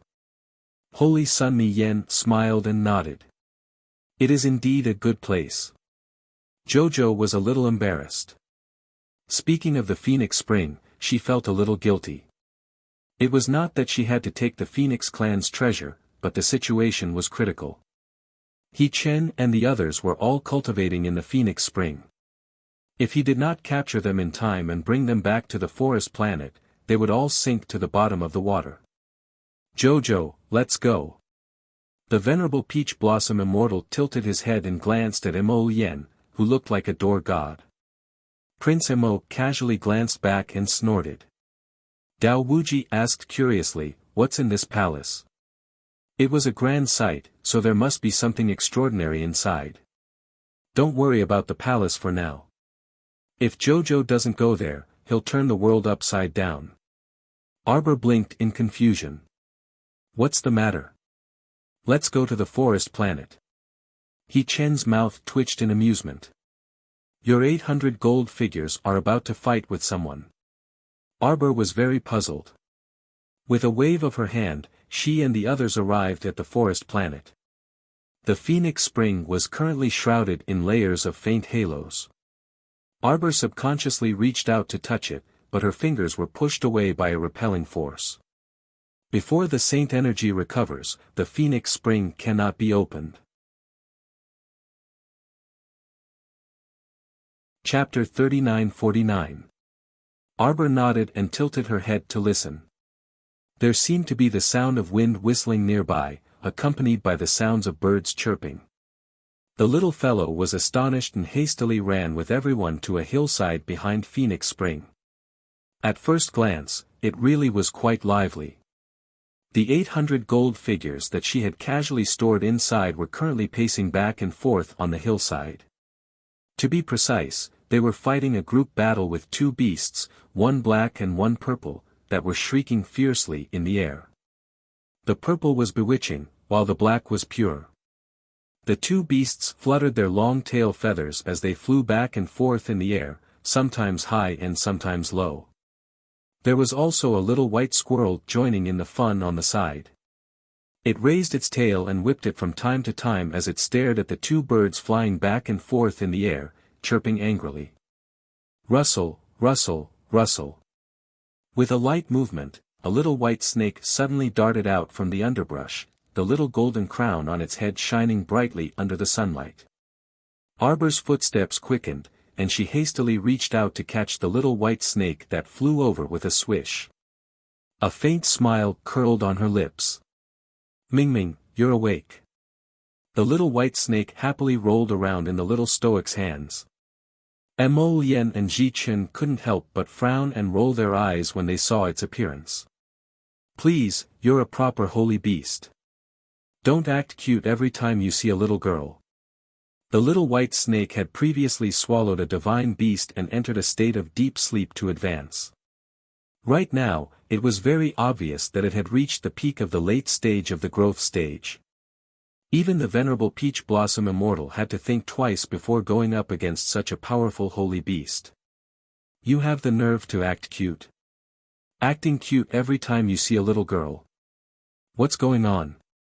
Mo Yen and Ji Chen didn't say anything, but they both secretly ridiculed it in their hearts. Chirp chirp chirp. The little white squirrel abruptly lifted its chubby little legs and swung its tails. It angrily rushed over from the hillside and jumped into Arbor's arms. Chirp chirp chirp, chirp. It pointed at the hillside in exasperation, then pointed at the things flying in the sky. Mo Yen's face darkened. My wife's holy beasts didn't like to transform and didn't like to speak human language either. What should I do? Arbor looked up and saw the blazing blood phoenix flying over. At this moment it was fanning itself with the purple and black blazing blood phoenix, alas. Xiao Mu sighed with a headache. She took small steps and led the crowd of onlookers who didn't mind the commotion to the front of the hill. She grumpily hollered, all of you, stop. Screech. The green phoenix boy, who was shooting from the side, flew to Arbor's shoulder and stood still. He pecked his feathers, jumped, and chirped complaining. Arbor, exclamation point. You're all full of energy, aren't you? The little fellow gave them a meaningful look. The beasts standing in a row involuntarily shuddered, and their adorable eyes looked at Xiaomu docilely. They all looked like they were saying, "I'm obedient. If you have nothing to do, you'll go to the peak star to mine from tomorrow onwards." Arbor glanced at the water kid and the dirt lump beside him. "You two will be supervisors." The two raised their hands and feet in agreement. Qiuqiu looked gratified. "Master, the peak star is currently filled with divine stone mines on the surface, but there are many hidden veins. If we dig them out, we'll be rich. Once the holy veins appear, holy power will flow out. When the time comes, it'll be beneficial to the cultivation of the venerable peach blossom immortal and the others." The little girl nodded, indicating that she understood. She glanced sideways at the indignant blazing blood phoenix. "Did you hear that? Where's the big ape?" Chapter 3950. "Don't think I didn't notice you flying into the sky from time to smash the two birds' bananas. Don't you think it's too much of a waste of food to smash them with food? Don't hide behind and watch the show. Go and dig with them tomorrow." The gorilla who flew over to meet the unexpected calamity instantly showed a hopeless expression, feeling that he had been tricked by the little girl. Please, he had just completed his advancement and had stolen half a day of leisure. Why was he being sent to mine again? After Arbor finished scolding these non-stop troublemakers, she turned her gaze to the two phoenix-like birds, one black and one purple. They were slightly slimmer than phoenixes. With a wave of her hand, the two baihen, who had shrunk to the size of a sparrow, hurriedly swooped down and jumped in front of the little girl, flapping their wings. Arbor punched one of the black baihen's head. "Little black, little purple, why are you causing trouble as soon as you come out?" The two baihen, who were called Little Black and Little Purple, looked at each other in confusion. So, their names had been decided by the little Master Silver just like that? Wasn't it a little too casual? Mo Lien forcibly suppressed the smile at the corner of his mouth. Regarding his wife's habit of naming things based on their colors, Crown Prince Lien had no choice. Mo Lien patted his wife's head with a smile in his eyes. Mountain Star's terrain is continuous and undulating, and it's covered by the aurora. Many hidden mineral veins are hidden deep in the mountains. It's indeed a good idea to let a few idle and moldy sacred beasts mine. So that they wouldn't have to keep staring at his wife when they had nothing to do, heh. All the beasts looked hopeless. Arbor pursed her lips and patted Little Purple's head as if coaxing a child. "You two just came out of your eggshells, so you have to get along well with your little friends. Don't make a fuss. You can't fight either. Otherwise, I'll cook you." Arbor expressionlessly turned around and muttered to herself with her hands behind her back, "I've never eaten phoenix meat." The birds shook their little bodies and drooped their little heads in unison. Arbor suddenly raised his hand and threw out several green, sparkling, and round pearls. She compressed the paste of the jade dragon into a bead shape and put some of it into a small box, making it easier to carry and distribute. Apart from the three puppies, it seemed that no one else could enter the main planet at will. Since that was the case, Arbor did not have to worry about one of them exploding and dying because of their greed for the Jasper Sky Dragon. Carrying the three puppies and stepping out of the star field, Arbor faintly said, "Remember to mine." The beasts, big and small, looked at each other and revealed a bitter expression at the same time. The life of a beast is so difficult. After Qiao Mu exited the star domain and blocked out those noisy voices, she herded the three little puppies into the court to play. She pulled Mo Lien's hand and said, "I'll go in tonight to advance. After that, I'll refine the pill. It'll probably take 3 to 7 days. Don't worry, I'll come out when the time comes." Mo Lien nodded obediently and reached out to hug his wife. "Don't worry, I'll take care of things outside." The two of them walked around the main planet for so long, but only 2 hours had passed in the outside world. After breakfast, Jojo-sama wanted to go back to her parents' home. Prince Emo naturally accompanied her back. Just as they walked to the entrance of the East Palace, they heard a servant report that King Zheng and his wife wanted to see them. Chapter 39:51. The young couple couldn't help but stare blankly at each other. Why would Mo Shikong and his wife suddenly come to visit? It was really strange. Speaking of which, they had a grudge with King Zheng because of his brother, Su Shihua. Su Shihua was beaten up by Sir Jojo in the Royal College and was sprayed with golden dragon flames. He wouldn't survive if he was carried home. When they heard that Su Shihua died in King Zheng's residence, the couple didn't pay attention to the matter.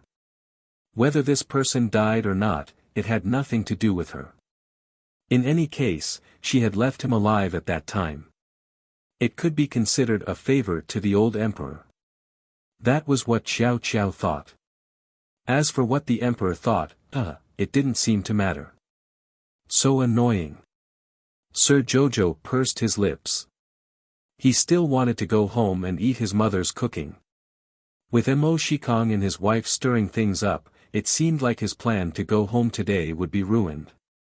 Arbor and Mo Lien walked to the front of the carriage and saw two eunuchs leading Mo Shikong and his wife over. The ordinary-looking consort Zheng, Shi Yongyan, had a smile on her face. When she saw Arbor, she took the initiative to greet him. "Greetings, Crown Prince and Crown Princess." Arbor curled his lips and a faint sharpness flashed across his eyes. This ordinary-looking consort Zheng looked ordinary, but her scheming mind couldn't be compared to that idiotic second sister of hers. After what she did to the Shi family, the compensation nearly emptied the entire Shi family. He didn't expect to see this eldest miss again and greet him with such a calm attitude. If it were someone else, they would have exploded long ago. Arbor nodded slightly and glanced at Shi Yongyan without saying a word. "What's the matter, Brother Zheng?" Mo Lien spoke. King Zheng cupped his hands and said with a smile, "I came abruptly. Please forgive me, Crown Prince. I thought that Brother King Zheng would be busy cultivating in the academy during this period of time." The academy's Heavenly Yuan Rankings finals were about to begin. Given King Zheng's character, he should value the resources he had. He did not seem like someone who would waste a lot of time accompanying Princess Consort Zheng around the sovereign capital. King Zheng smiled faintly. "I can cultivate whenever I want, but Madam's birthday is near. I still have to spend more time with Madam." "Oh. Brother Zheng, what brings you here?" King Zheng took out an invitation from his pocket. "It's Madam's birthday. I hope that the Crown Prince and sister-in-law can come and have a chat." A dim light flashed in Prince Mo's eyes. He politely took the post and read it. 3 days later. A hint of hesitation appeared on his face. Jojo would need 3 to 5 to 7 days to level up and refine the soul-returning pill. He didn't know if Jojo would come out in 3 days. Princess Consort Zheng chuckled. "Is there a problem?" Sir Jojo blinked and pulled down Mo Lien's hand, nodding. "Since Brother Zheng and sister-in-law personally invited us, the Crown Prince and I will naturally show up on time. King Zheng was the Crown Prince's foster brother after all. It would seem too unreasonable to not show up since he personally came to invite them." The little girl naturally didn't wish for someone to gossip behind the Crown Prince's back and ruin his reputation. Seeing the little girl's actions, Princess Consort Zheng's eyes flickered rapidly. The Crown Prince did not agree, but the little girl directly agreed. It could be seen that this girl always had her own opinions in front of His Highness. The Crown Prince turned to glance at the little stoic and nodded with a smile. "Okay. Remember to vote early today. See you tomorrow. Chirp." Chapter 39:52. After leaving the Eastern Palace, Princess Consort Zheng sat in the carriage in silence. "What are you thinking about? His Highness the Crown Prince dotes on the Crown Princess so much. No wonder there's a rumor in the capital that it's easy to provoke the Crown Prince, but the Crown Princess will suffer." Just by looking at the crown princess' unbridled attitude in front of His Highness, one could tell how important this little girl was to His Highness. Mo Shikong looked up and coldly swept a glance at his wife. "Are you envious?" Princess Consort Jing snorted softly and turned to look out the window. She said softly, "This concubine's life is already very good now. As long as that family stopped causing trouble for a few days, her life would actually be better." Speaking of which, the emperor really didn't mistreat this adopted son. This should be mainly on account of the unconscious Her Highness. Ordinary people often said, contentment is bliss. Not to mention people like them who lived in the prince's estate. Thinking of the Shi family, Shi Yongyan couldn't help but sigh softly. It was obvious to all what happened to her second sister. There were some people that he couldn't afford to offend just because he wanted to. Princess Consort Jing was a smart person. She knew what to do and what not to do. He lowered his eyebrows and a gloomy expression appeared on his ordinary face. Prince Consort Jing glanced at her and then looked away. His mood was a bit more irritable. Back then, he had married the eldest daughter of the Shi family mainly because he valued the Shi family. Otherwise, with the Shi family's daughter's talent and appearance, how could he have taken a liking to her? But now, the Shi family was stepped on by the little crown princess and scared out of their wits.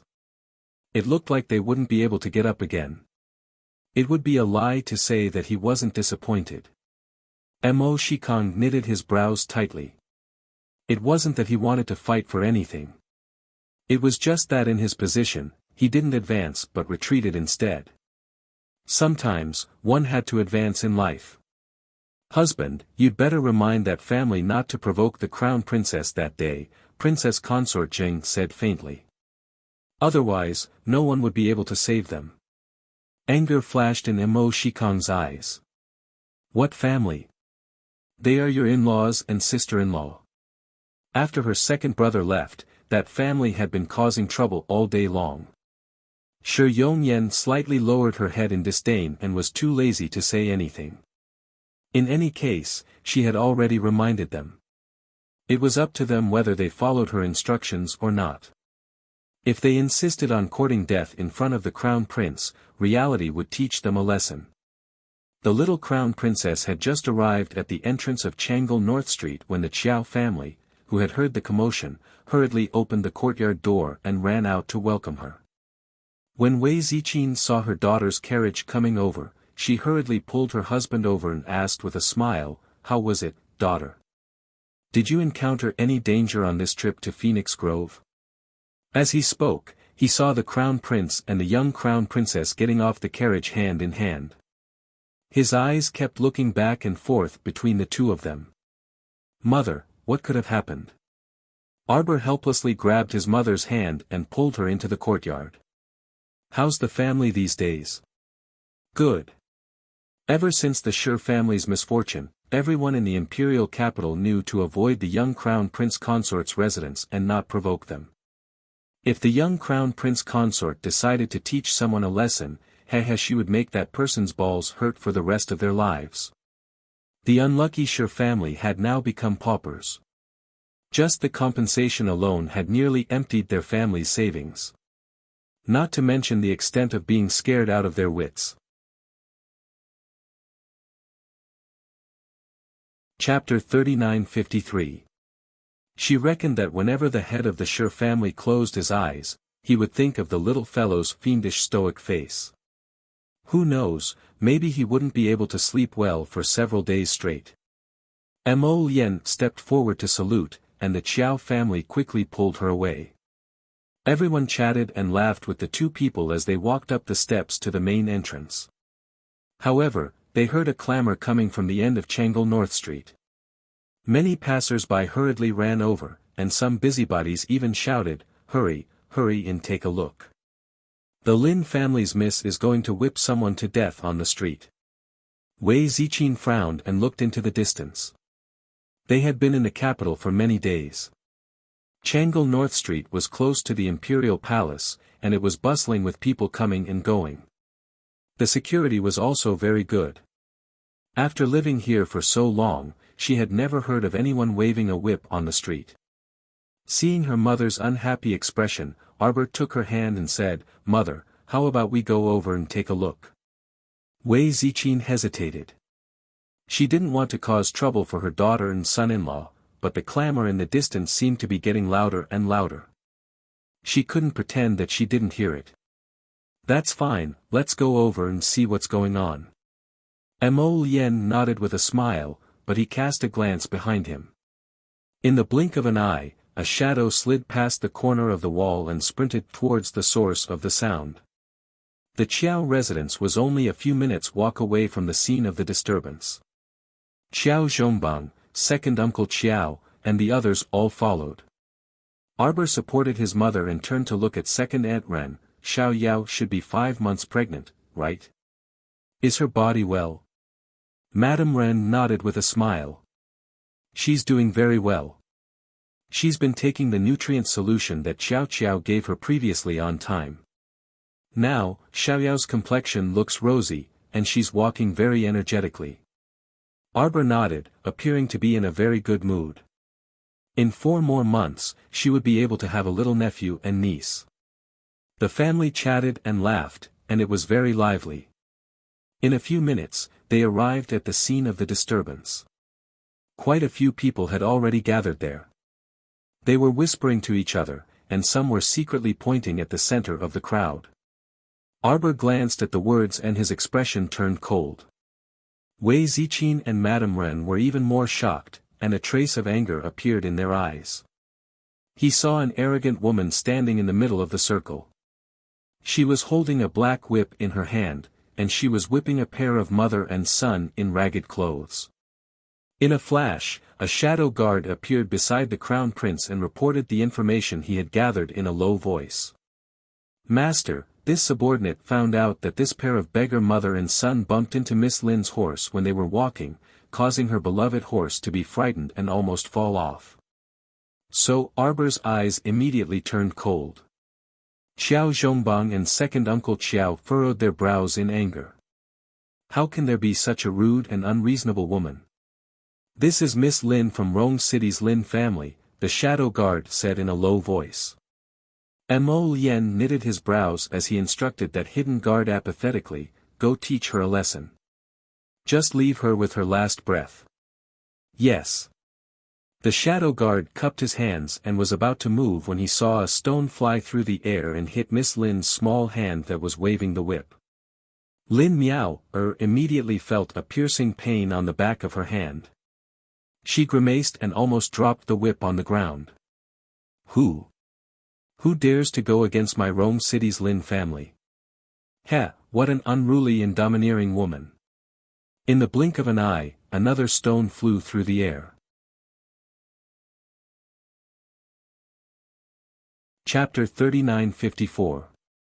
With a smack, it struck Lin Muir's shoulder again. Furthermore, this rock was even more ferocious than the previous one, causing Lin Muir to involuntarily retreat several steps. Ah! Lin Muir clutched her bleeding shoulder, and the whip in her hand also fell to the ground with a smack. Her bloodshot gaze roamed back and forth before suddenly fixing on the little stoic in the crowd. She pointed at her in exasperation and shouted, "You again.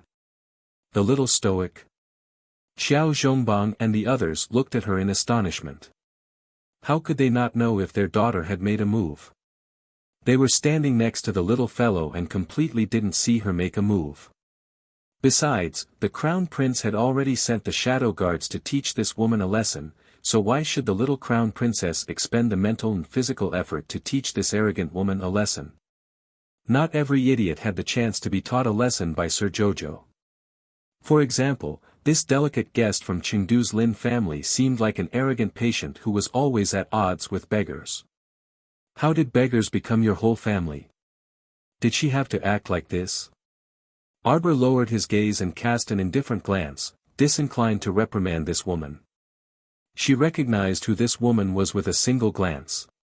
Chengdu's Lin family gave her an extremely bad impression. What kind of playthings came out of the family? She dared to boast shamelessly that she wanted to develop herself in the imperial capital. Could she develop herself? In any case, her husband would teach her how to behave. There was no need for Sir Jojo to do anything unnecessary. Preposterous. Mo Lien waved her hand coldly. That shadow guard immediately nodded and landed in front of Lin Muir with a whoosh. Only then did Lin Muir feel a sense of impending disaster. She stared vigilantly at the shadow guard in front of her and involuntarily exclaimed, "What are you doing?" That shadow guard didn't respond to her and directly grabbed her arm, lifting her up like a little chick. He squeezed, causing Lin Muir to spin several times on the spot. Lin Muir instantly felt stifled by the other party's strength. She spun several times on the spot, feeling somewhat unwell. "Do you know who I am?" Lin Muir shrieked. "I." Before she could say anything, her mouth was hit by another rock. This time, she was done for. She actually knocked out a tooth beside her. Lin Muir stared at her tooth on the ground in horror and shrieked in exasperation, "I'm going to kill you, I'm going to kill you. You actually dare ah." After getting hit by another rock in her stomach, Lin Miao curled up in pain. Her pair of venomous eyes glared in Xiao Mu's direction. By this time, Arbors, Muir, and Muirs, Lin, Mia, Muir,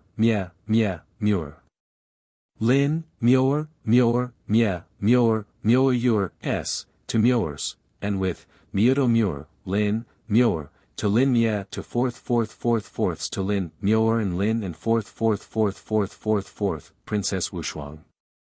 The commoners in the crowd suddenly called out.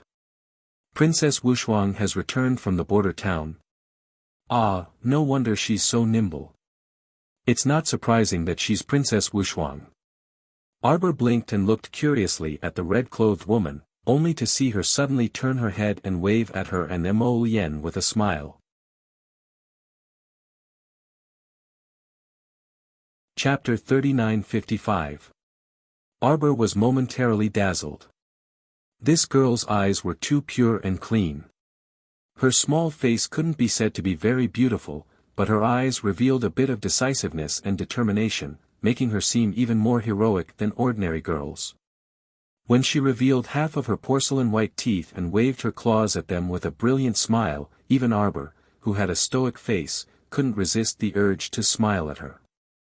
Mo Lien looked down and saw that his wifey was intentionally smiling at An Wuxia, and his mood instantly soured.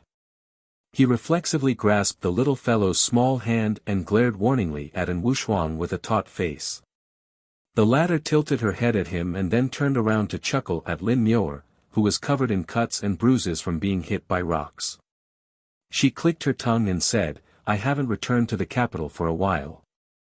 I wonder how such a character appeared in the capital."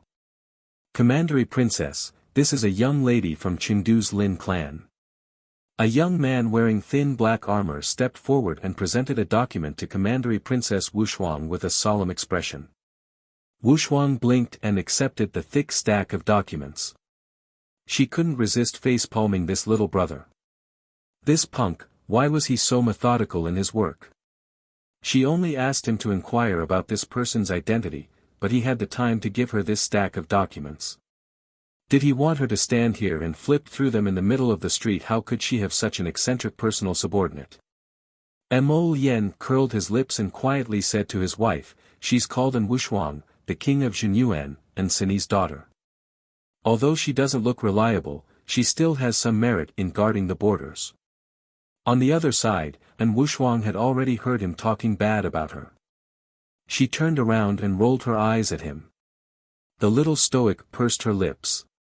Mo Lien wasn't someone who would easily give any evaluation.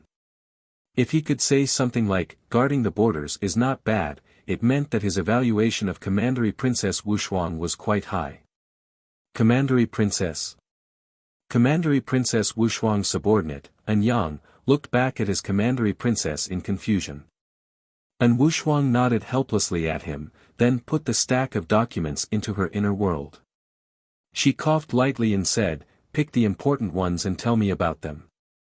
Nodding his head, An Yang expressionlessly said, "The Lin family moved to Chengdu less than 3 months ago. Not long ago, they wantonly purchased the land in the suburbs of the capital and even had a conflict with a farmer, killing the entire family. A few days ago, when the sons of the Lin family were drinking at Spring Wind Pavilion, they took liberties with a female singer and forced her to commit suicide by jumping off a building. Miss Lin Muir doesn't like beggars. Before today, they once organized a group of young masters and young ladies to slaughter a group of beggars at the Mu family's mountain gate." "What nonsense are you spouting?" Lin Muir's piercing scream abruptly interrupted the guard's calm words. An Yang turned his head, looked at her expressionlessly, and ignored her. He turned back to his master and said, "Yesterday evening, the eldest son of the Lin family kidnapped a woman when he was shopping. That woman's husband went to the Lin family's door to seek justice, but was smashed with a bag of silver coins and was driven back with his tail between his legs." Everyone. Arbor hastily glanced at his husband, the accusation in his small eyes a bit obvious. "Why don't you know? He sent a simple royal guard to investigate in passing. Look, he even figured out the Lin family's background." Mo Lien. You're tuning into the Han Li's Wuxia Adventures YouTube channel. We're so grateful for your support, and don't forget to subscribe to join us on this incredible journey through captivating stories. Your generosity through donations truly makes a world of difference, as it's the primary source of revenue that allows me to expand and enhance this channel for you. Thank you from the bottom of my heart for being a part of this adventure.